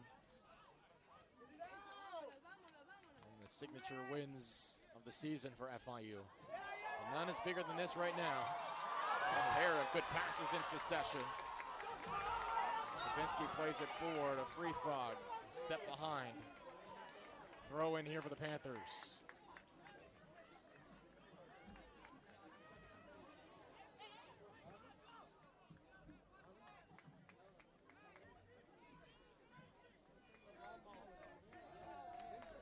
And now you're seeing Carlos Scheckerman joining the attack, as he usually does on corners or throw-ins in this area. Hodek, long throw. Panthers got ahead to it. Gasparoni, corner kick. And that throw-in found Carlos Scheckerman, tallest FIU player in the box, and if another Panther would have been behind him, probably would have been able to slot that one into the back of the net easily.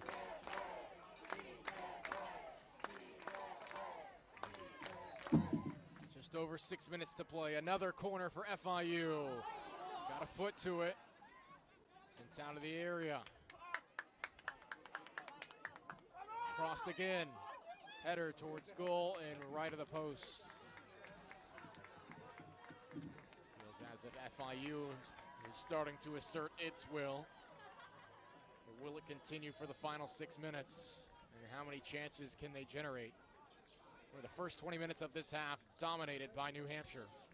Very well could hold a 2 or 3-1 lead even. As it stands, 5:40 to play.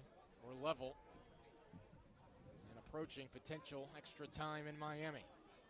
And the momentum has shifted back and forth in this game. We saw New Hampshire start the second half on the right foot, but over the past few minutes, it's been all FIU.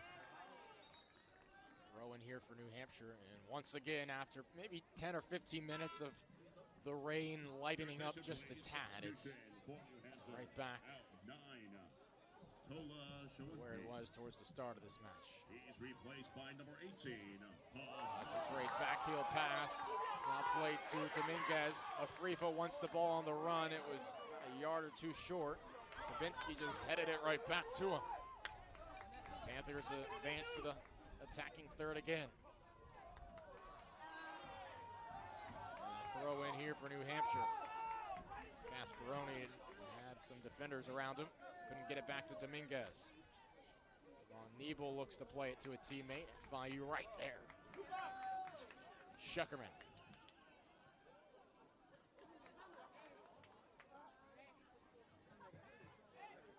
Alves on that far side, the wing. What the minutes Rasmus Tabinski is seeing right now. Up front, just 2 goals, 1 assist this season. Hasn't even played in every match. 2 starts and 11 entering today, but he has been a vital factor, a goal scorer. New Hampshire wanting a foul there, none given. And once again, who else? Dominguez pushing forward. Couple runs here being made. Afrifa will take it on the near side. Been limited today. It's been a terrific New Hampshire game plan on the FIU goal scorer. But still time left to make an impact for Afrifa. Long ball played in. Afrifa got a foot to it. Ended up a little more dicey than New Hampshire perhaps anticipated from the ball whipped in 35 yards out.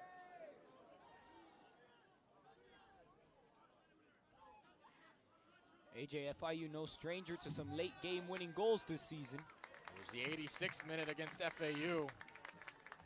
That broke a scoreless tie on a header from Andrew Bennett.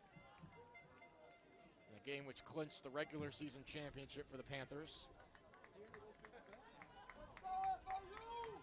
Saw a late winner against Memphis. Yeah, 2 goals in the final 10 minutes. After trailing 1-0 to earn a 2-1 win against a ranked team. Under 3 minutes to play in regulation.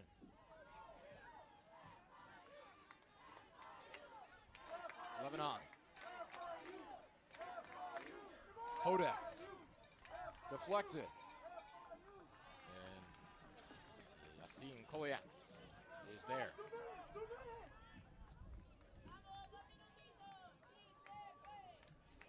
We see any final drama in the final 2:15 here.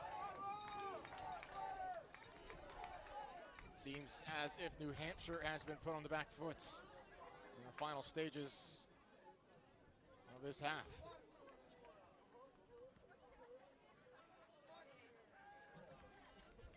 How much energy was expended to level this up?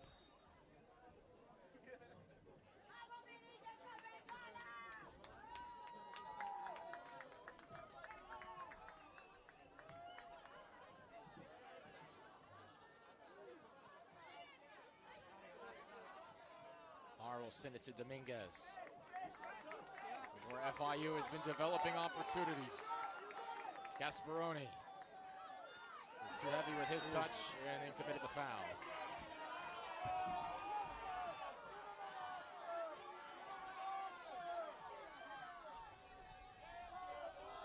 Yannick Brights needing a moment once more.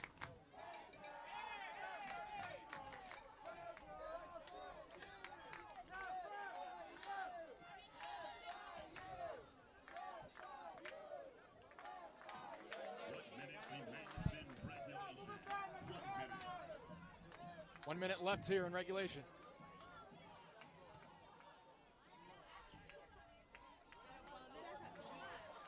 I think Dominguez thought no one was behind him. Instead, a ball played back post, off the crossbar. New Hampshire nearly with the winner in the final 40 seconds. Oh, dear. Incredible. I just think Dominguez misread the trajectory of the ball. Probably if the pitch isn't muddy like it is, that ball skips harmlessly over the end line. Now O'Driscoll, this is where he scored from earlier in the match. Off the corner kick, 12 seconds to play. Heading back post, and it landed close. And that will probably end regulation here in Miami. We are headed to extra time in the second round of the NCAA tournaments. New Hampshire made an appearance last season. If they'll earn another, will come through FIU on the road. Here we go.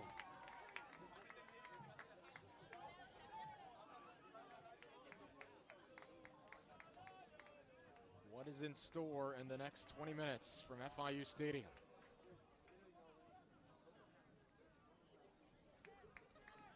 AJ, you know what's interesting? We talked about it earlier. New Hampshire, in their win against Seton Hall in the first round, only played 4 guys off the bench. They've only played 4 guys off the bench tonight. But Kyle Russell, a coach who tends to go deeper into his bench, he's only played 3 guys off the bench tonight. That's true. That's a great point. That rotation has been whittled down a bit here tonight.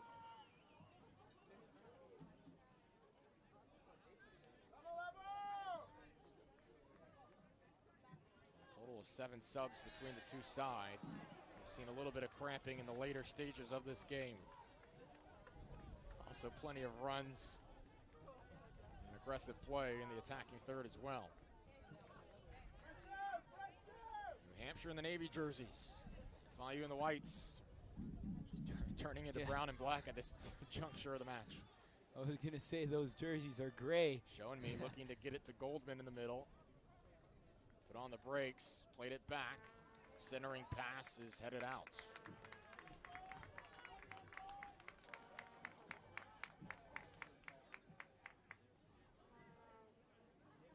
Game-tying goal coming in the 65th as that pass in the area of Goldman.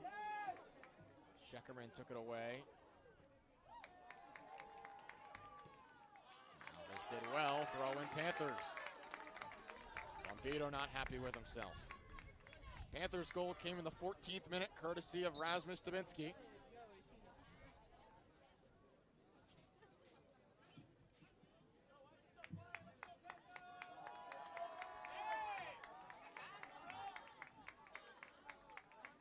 Stephen Afrifa has been held in check today. He's not been able to get a shot off. Mike Wright plays it to Liam Bennett. Tough with Paulo Alves. And New Hampshire playing for Gustavo Rodriguez, who was injured in that American East tourney final, should probably be out the rest of the way. When Goldman scored that first goal against Seton Hall, he sprinted over to his bench, held up that Rodriguez jersey to the crowd. It's been a huge part of their success this season. Great move there. Jamie Davis. A little spark. Scheckerman blocks the kick.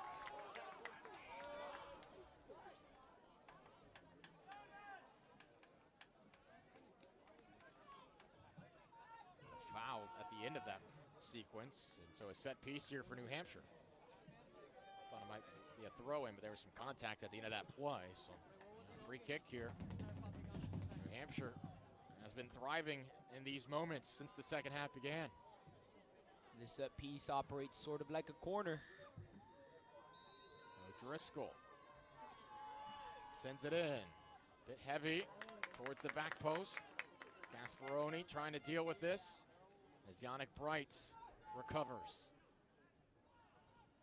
Trying to get through a pair of Panther defenders there. Now FIU got on top of it. Momentarily clears. Afrifa dancing around defenders. Afrifa got it to Hodag, who was Trying to be clever with it there. Long shot deflected. Har slipped. Oh, nearly a disastrous moment for Har. That redirection had it trickle to the right of the post. Looked as if for a moment Har might be seeing that trickle into the nets. Yeah, these slippery conditions can affect the goalkeepers as well. Jamie Davis will take this corner kick. Davis, slow ball, took a bounce. They'll do it again. Only midway through this first extra time period.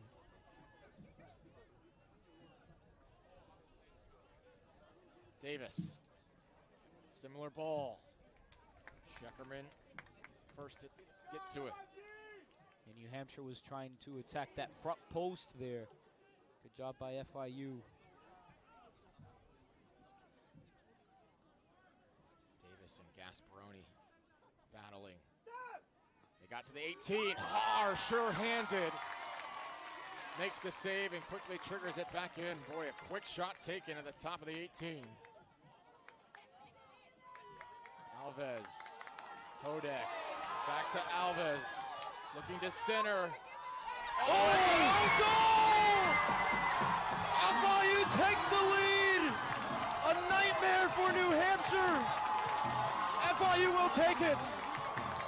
It's FIU 2, New Hampshire 1. Oh dear. We talked about the pitch conditions becoming a factor tonight. And,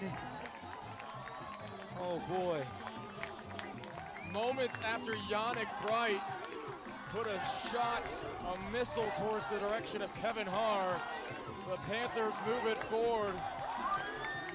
And it's an own goal, but how about the sequence from Alves to Hodek, right back to Alves to put FIU in that spot. Beautiful little give and go action. And Alves just plays it into the danger area. Chris Pinkham slides uncontrollably. The goalkeeper goes down as well in these slippery conditions. That was sloppy. Real sloppy from New Hampshire.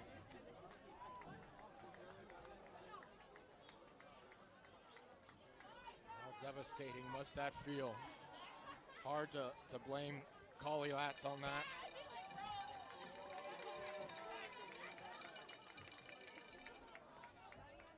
Hard to blame anybody on that, I know. Was that Bright on the final touch there? I believe it was Chris Pinkham. Pinkham. Feels the worst of anyone. These conditions are tough. A free throw would love to seal the deal.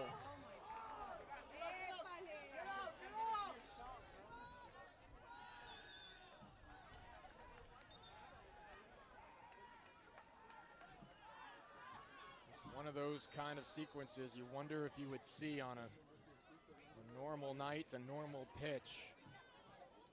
Just seconds after we saw it almost cost FIU dearly, Har fell to the ground, and it looks for a moment as if he would be a part of that nightmare situation. I mean, if that shot would have been on goal, it goes into the back of the net.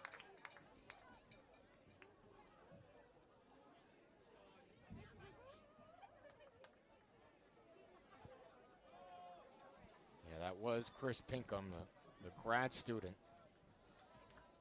First team All-American East player. How good has he been for New Hampshire this year? And just tough to see a sequence like that as a free throw is being attended to at the moment. And you're seeing the athletic training staff signal, at least at this point, he'll need a sub. You know, Pinkham's just trying to make a play on the ball there. You see when the guys are sliding tonight, they're traveling several yards on the ground.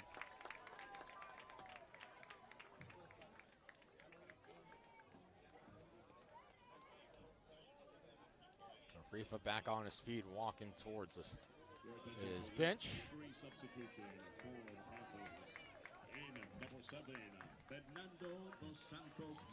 Rifa walking gingerly on the out of your picture, but it's okay. And so for the first time tonight, we'll see Bernardo dos Santos Montero.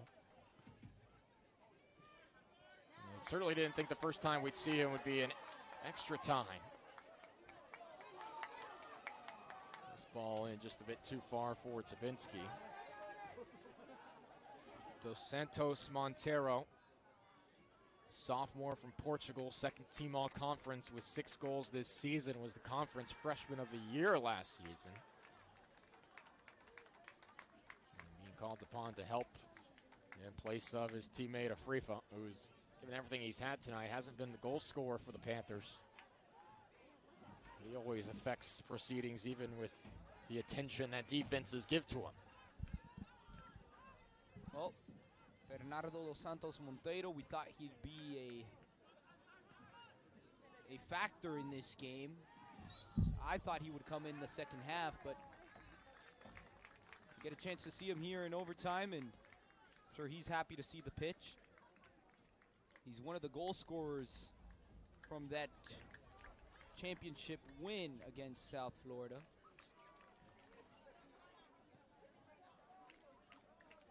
He's known for his skill on the ball. His footwork is just phenomenal. Now, can New Hampshire summon the kind of spark that they saw the first 20 to 25 minutes of the second half? Hodek deflected away. And a foul on FIU.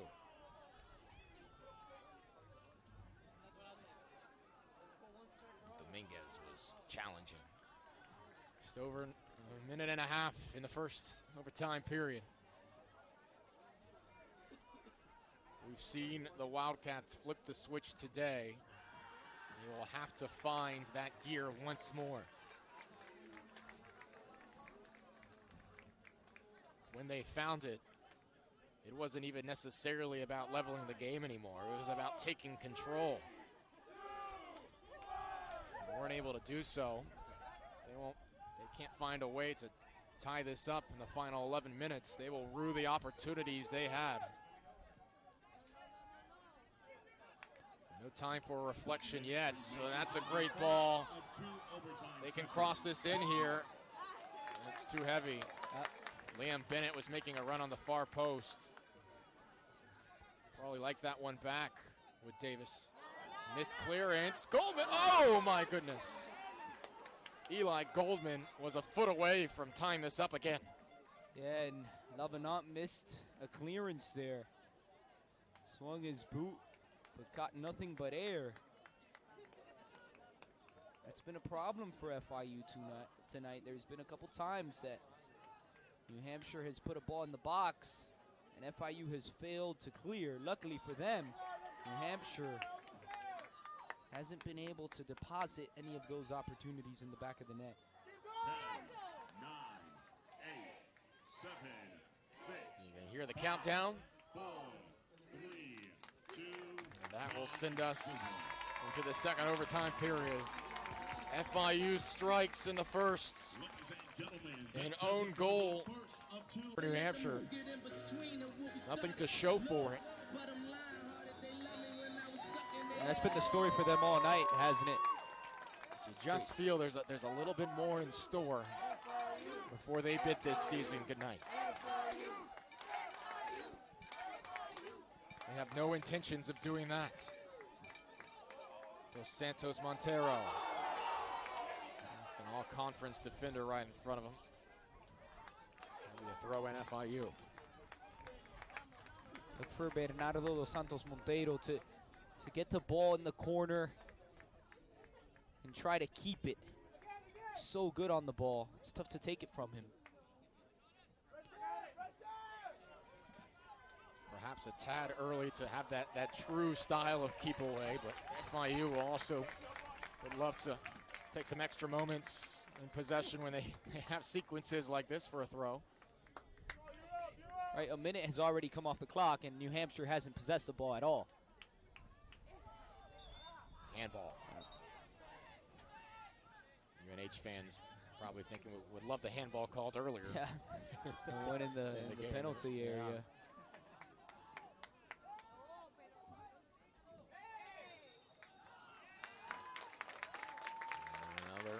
Possession earned here for FIU. These set pieces will be huge because FIU can take their time. No rush to get the ball rolling here. See David Garcia telling his men to go forward. Not rushing it at all. Take 20, maybe even 30 seconds off the clock on set pieces like these.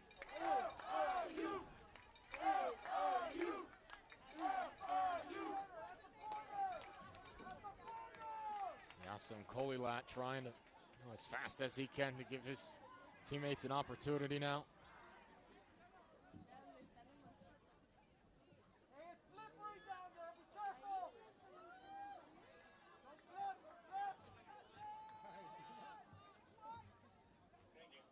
This is a team that has lost just once since September 13th, but they are in danger of now falling for that second time and having their season come to a conclusion much sooner than anyone Concord would prefer.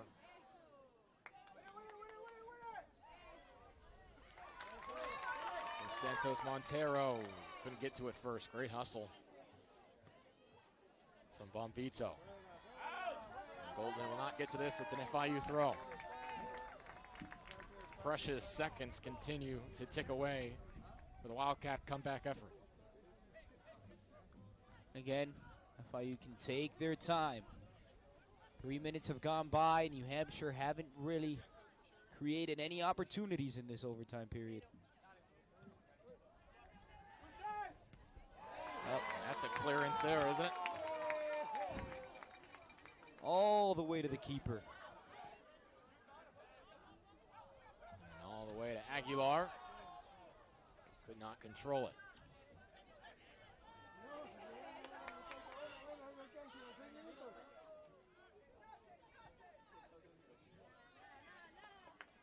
Three and a half minutes into the second overtime period. That's great defense from Hodek. Textbook there from Hodek.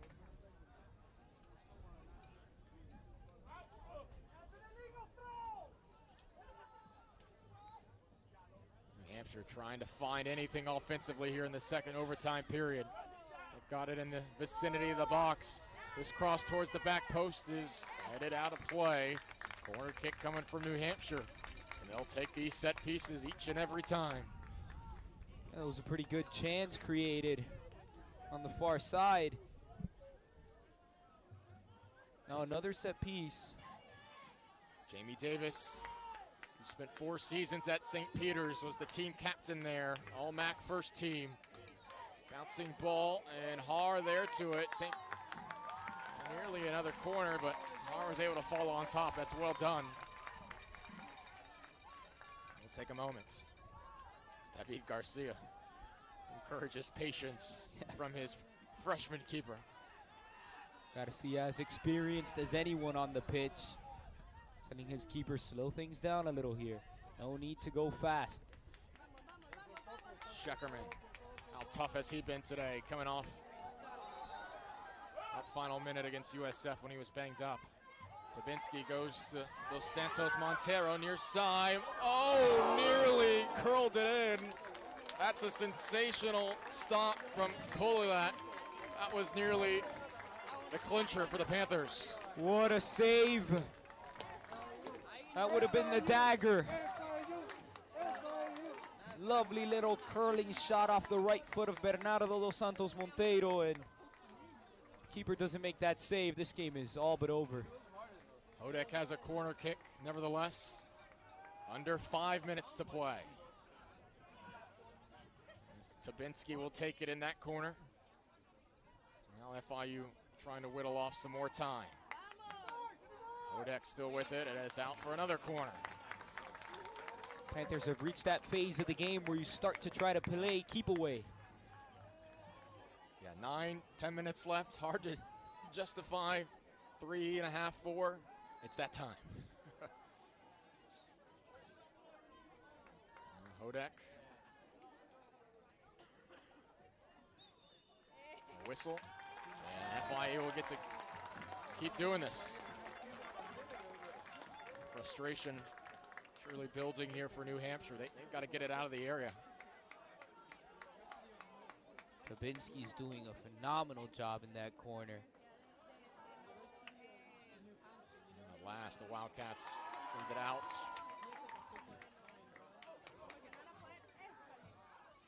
And now Kolilat with it.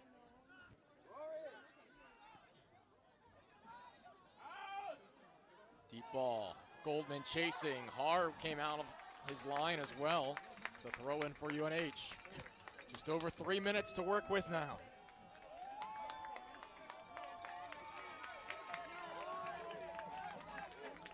Now it's time for one of those long throw-ins. Get the ball in the box. One of the goals came off of against Seton Hall, throw-in. Got some distance to it, looking to head it forward, and Har in the right place.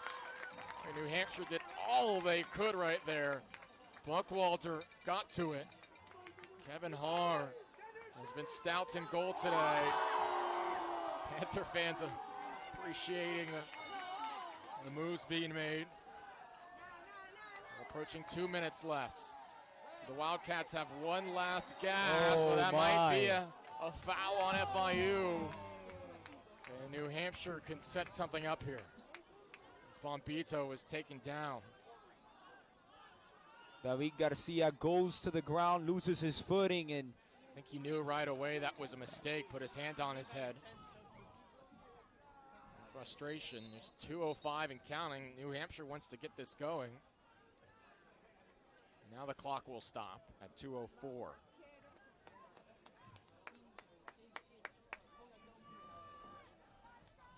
this is the kind of area where you want to go for goal. Just outside the 18-yard box. Could not blame them for taking that approach here.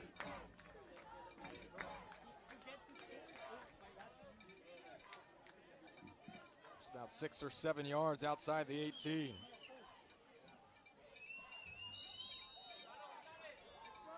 A huge moment here. Maybe the final set piece for New Hampshire. They go to goal. Wow, they tied it up! They tied the game! Rory O'Driscoll has another! Unbelievable. Rory O'Driscoll, oh my, with 2 minutes left on the clock. New Hampshire with new life. Unbelievable. Put the shot on goal, and good things happen. Looks like Kevin Har misread the trajectory of the ball, took a step to his right, but the ball went to his left. And one wrong movement is all it takes for the ball to find the back of the net. What a script this is in South Florida tonight. An own goal, a set piece score, 2 set piece scores from O'Driscoll. Are you kidding me? Coming on as a substitute. You know, he said before this match, as good as going to the Sweet 16 was last season, it's nothing compared to the goal we want to achieve.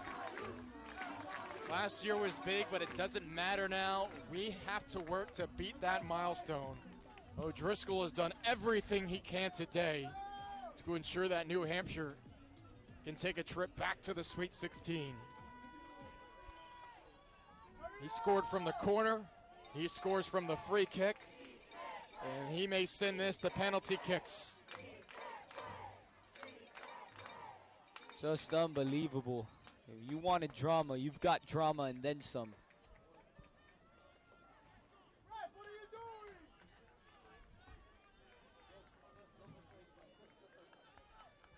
Go back to that foul. Excuse me. That foul from Garcia.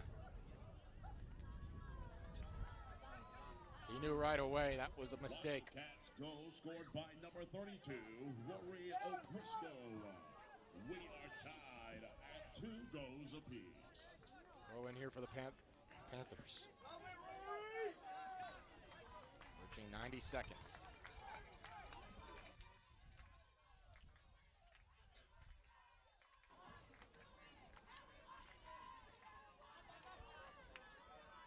Stabinsky. Gasparoni. Could FIU possibly have a response to that? It went past Stabinsky. Dos Santos Montero nearly had the clincher moments ago. This is trying to deflection there as that was centered. And a corner kick for FIU. Dominguez quickly put it in the corner. 1 minute remains in the Now final Hodek overtime to take the corner kick.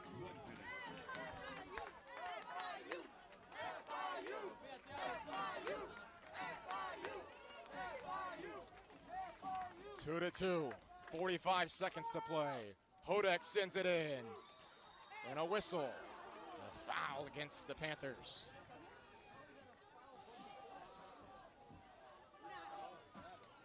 That was probably the last chance of the game. Of the second overtime period, that is. 'Cause it looks like we're headed towards penalties. 20 seconds until you're right about that.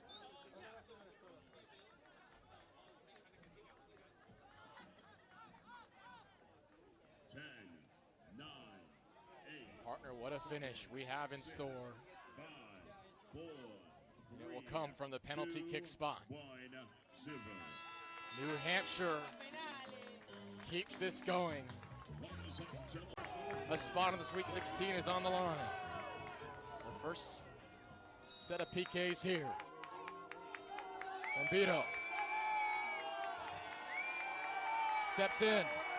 Saved!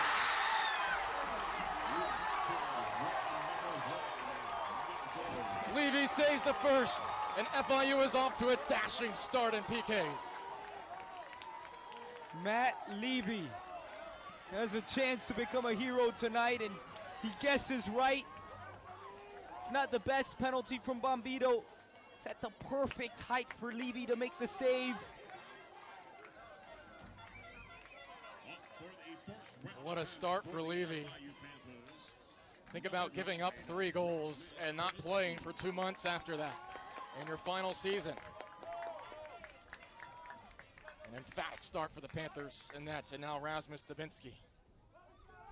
The crowd silences to a hush. Stabinsky, saved! How about the keepers in that first round? Oh, my goodness. Kolilat says, calm down. Everything's just fine.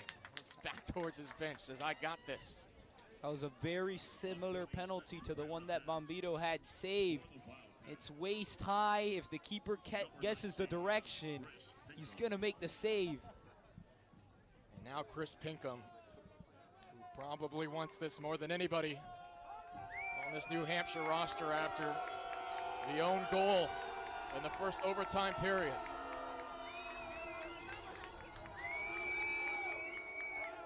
A New Hampshire native. Here's Chris Pinkham. Sneaks it in. Levy guessed right once more. Pinkham, a small bit of redemption there. Levy nearly saved it just off his fingertips. Now Julian Hodek. 1 goal this season. The sophomore from Germany. For the FIU Panthers, number 21, Julian Hodek. New Hampshire converting. Here's Hodek. Levels it up.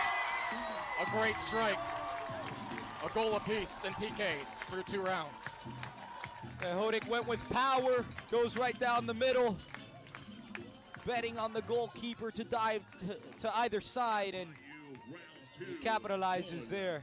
After 2 rounds of the penalties, we are tied at Nils Buckwalder now. The German grad students. 1 goal this season against UC Irvine. Only played in 7 matches last year. Has played a much bigger role for his team this season. Perhaps the biggest moments of this year for the German. Buckwalder sits the side of the net, sneaks it in. Well placed. Good sportsmanship as well right after. That's a well-taken PK into the side. Perfect penalty. Elevates it. It's a height that Matt Levy's not going to get to. Upper 90. Top left corner. So now Andrew Bennett, junior from England by way of St. John's. 2 goals this season at the game winner against FAU. FIU needs it. They get it. 2 goals apiece after 3 rounds of PKs. Bennett up to the task. Yep. Bennett came through, big penalty. He didn't appear in this game. Comes off the bench to bury the PK in the back of the net. There's so much pressure on the team that shoots second, knowing that the team that shot first scored. And now Alejandro, it's Rory O'Driscoll. And one would think surely from the PK spot, this is his time to convert after a corner kick goal and a free kick goal that sent this match into penalties. Rory O'Driscoll for a third. He has it. A hat trick today for Rory O'Driscoll, and the pressure is on FIU once again. 4 goals all season, 3 goals tonight. O'Driscoll has had a night to remember, but perhaps no one more suited for handling pressure than David Garcia. 2 goals this year for Garcia, including 1 in the AAC championship game. But this is critical because if he misses, New Hampshire can go on to the Sweet 16 with a goal in their round. Garcia, the senior, scores!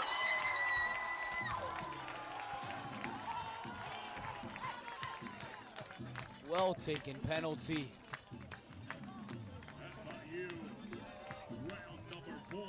Goalkeeper guesses wrong. Garcia slots it in the opposite corner. Oh boy, going into the 5th and final penalty. Still tied up. So after the first 2 penalties were saved, 6 consecutive finding the back of the net. Yannick Bright now. First half of the 5th round here. Bright sends it upper 90 with confidence. Levy guessed wrong, and it comes down to this. FIU must convert to extend the penalty shootout. Oh, that walk feels like miles for Edgar Aguilar here. The pressure's immense now. If he misses, New Hampshire advances to the Sweet 16. Gotta take a deep Aguilar, breath. the sophomore from Mexico.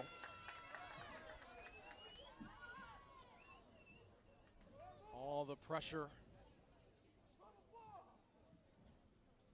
as this crowd comes to absolute silence.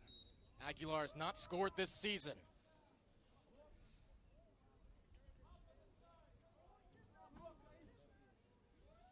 Stands at the top of the 18 here.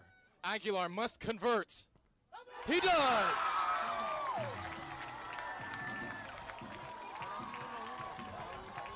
On to his 6th round. Oh my. What's gonna separate these 2 teams? 90 minutes of regulation, not enough. 20 minutes of overtime, not enough. 5 penalties, not enough. Sudden death now. Surely if you're a viewer of this match, the nerves probably prevalent at this point. Fascinating for any neutral as well as this heads to a 6th round. It's showing me here. Showing me into the bottom corner. He connects. Tola showing me in the 6th round of PKs. And it's true, and Yushi Nagao will have to answer. It looked like Matt Levy tried to react that time. There's not a lot of time for a goalkeeper to react on penalty kicks. Most of the time you see them guess and stretch out as far as they can. Yushi Nagao senior from Tokyo, 3 goals this season, first team all-conference member. And once again, just as Aguilar faced moments ago, the pressure of knowing that the game is on the line.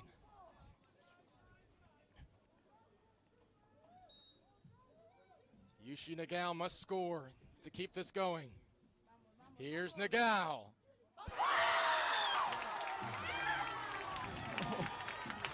Oh my. To a 7th round. Calm, cool, and collected.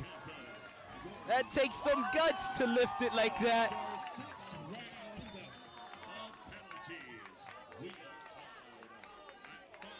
10 straights. Who will break? Bilal Kamal now. 1 goal this year. 2, excuse me. Second team All-American East. Led the team in shots taken this season. Bilal Kamal here in the 7th round of PKs. Steps in, Kamal scores!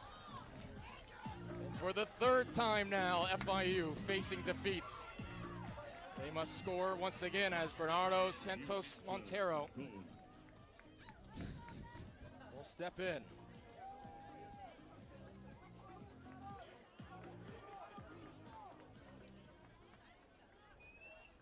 Wow.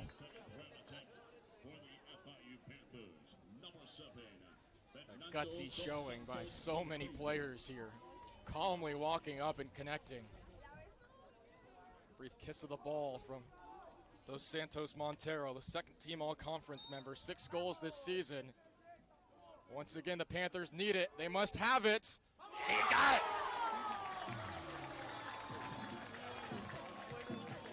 An 8th round's upcoming. Another gutsy penalty. To lift the ball like that, knowing that you're risking sending it over the crossbar. Just so well taken by Bernardo. This is a high-level penalty shootout right now. And Liam Bennett is going to look to continue this. 8th round here.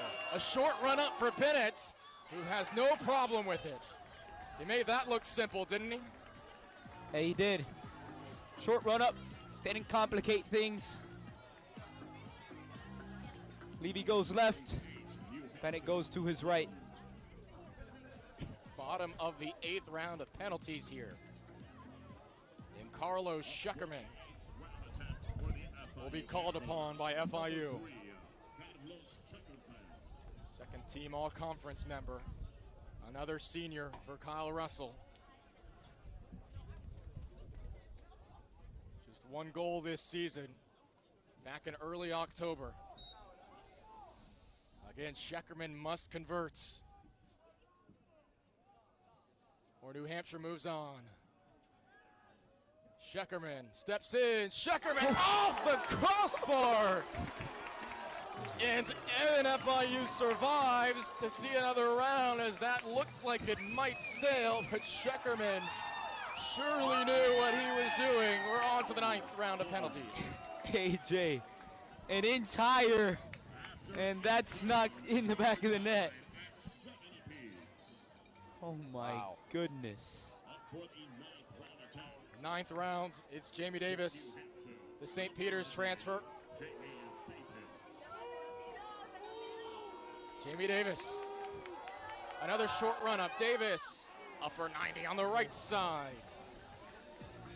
With pace, top corner, there is not a keeper on the planet that keeps that out. And now Alves steps in. 2 goals this season. For the 9th round attack for the FIU Panthers, number 20, Pedro Alves. A season's worth of workouts, of practices, of hope coming down to pressure penalty kicks right now. Silence once more at FIU Stadium. Alves scores! Kept it low. And every player, as they hit their penalty, looking back towards their keeper, offering encouragement, offering words, offering anything to try to help their teammate make a save, as neither has since that first round. This is insane. Round of penalties, we are tied at 9 apiece. Johan von Nibel now.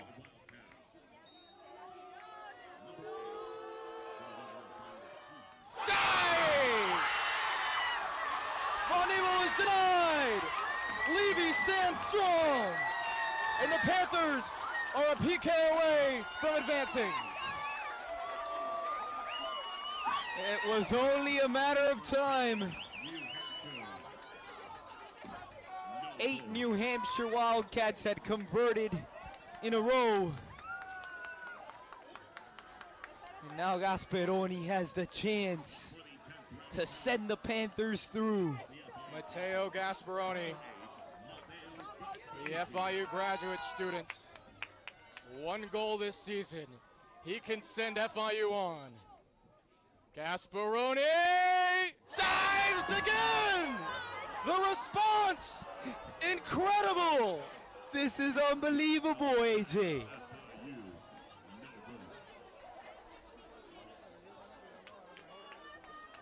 A Sunday night in Miami that simply will not end. A game that was scheduled to start at 6, weather delayed it till 8.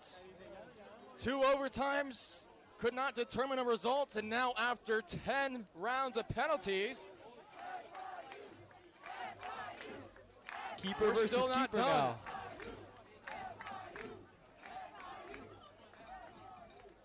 The Panthers were a tally away. And now, yes, partner, the keepers, we've reached that stage. Or have we?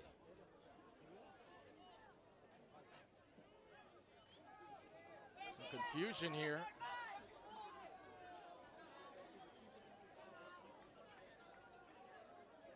Koliwat is calling out to Driscoll.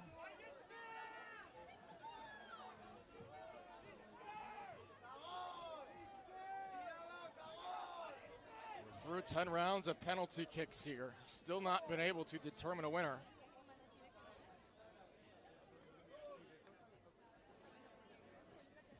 Now the officials conferring with both clubs.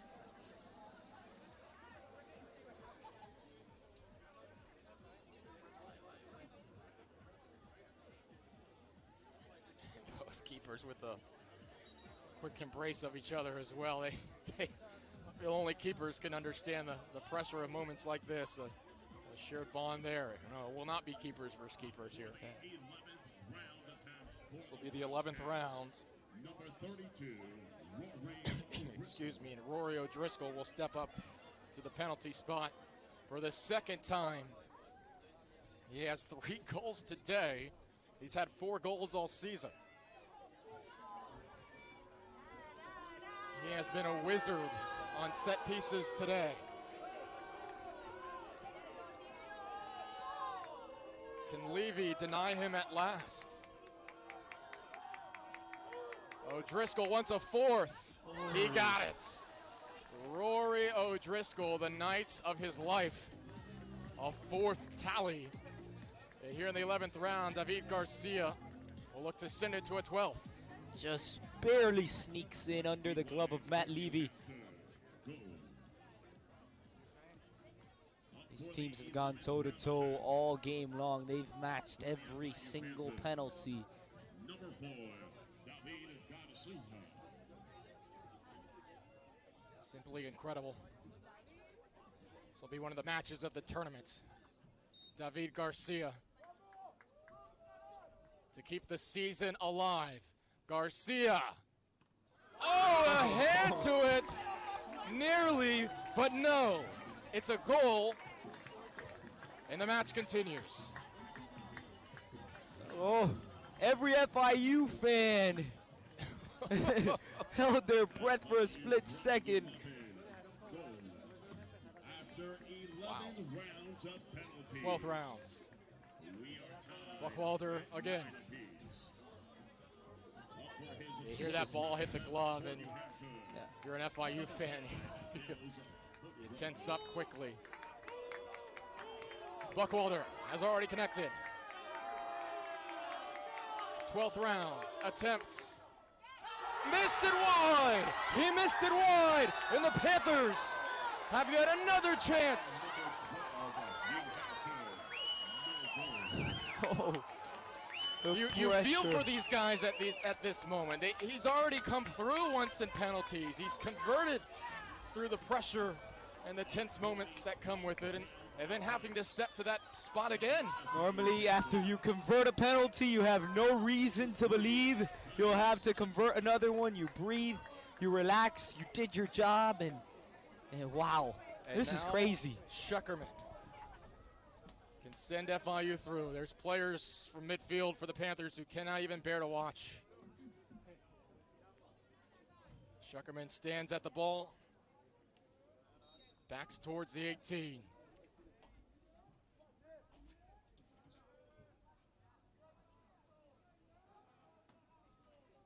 Carlos Schuckerman, goal! Schuckerman sends FIU to the Sweet 16!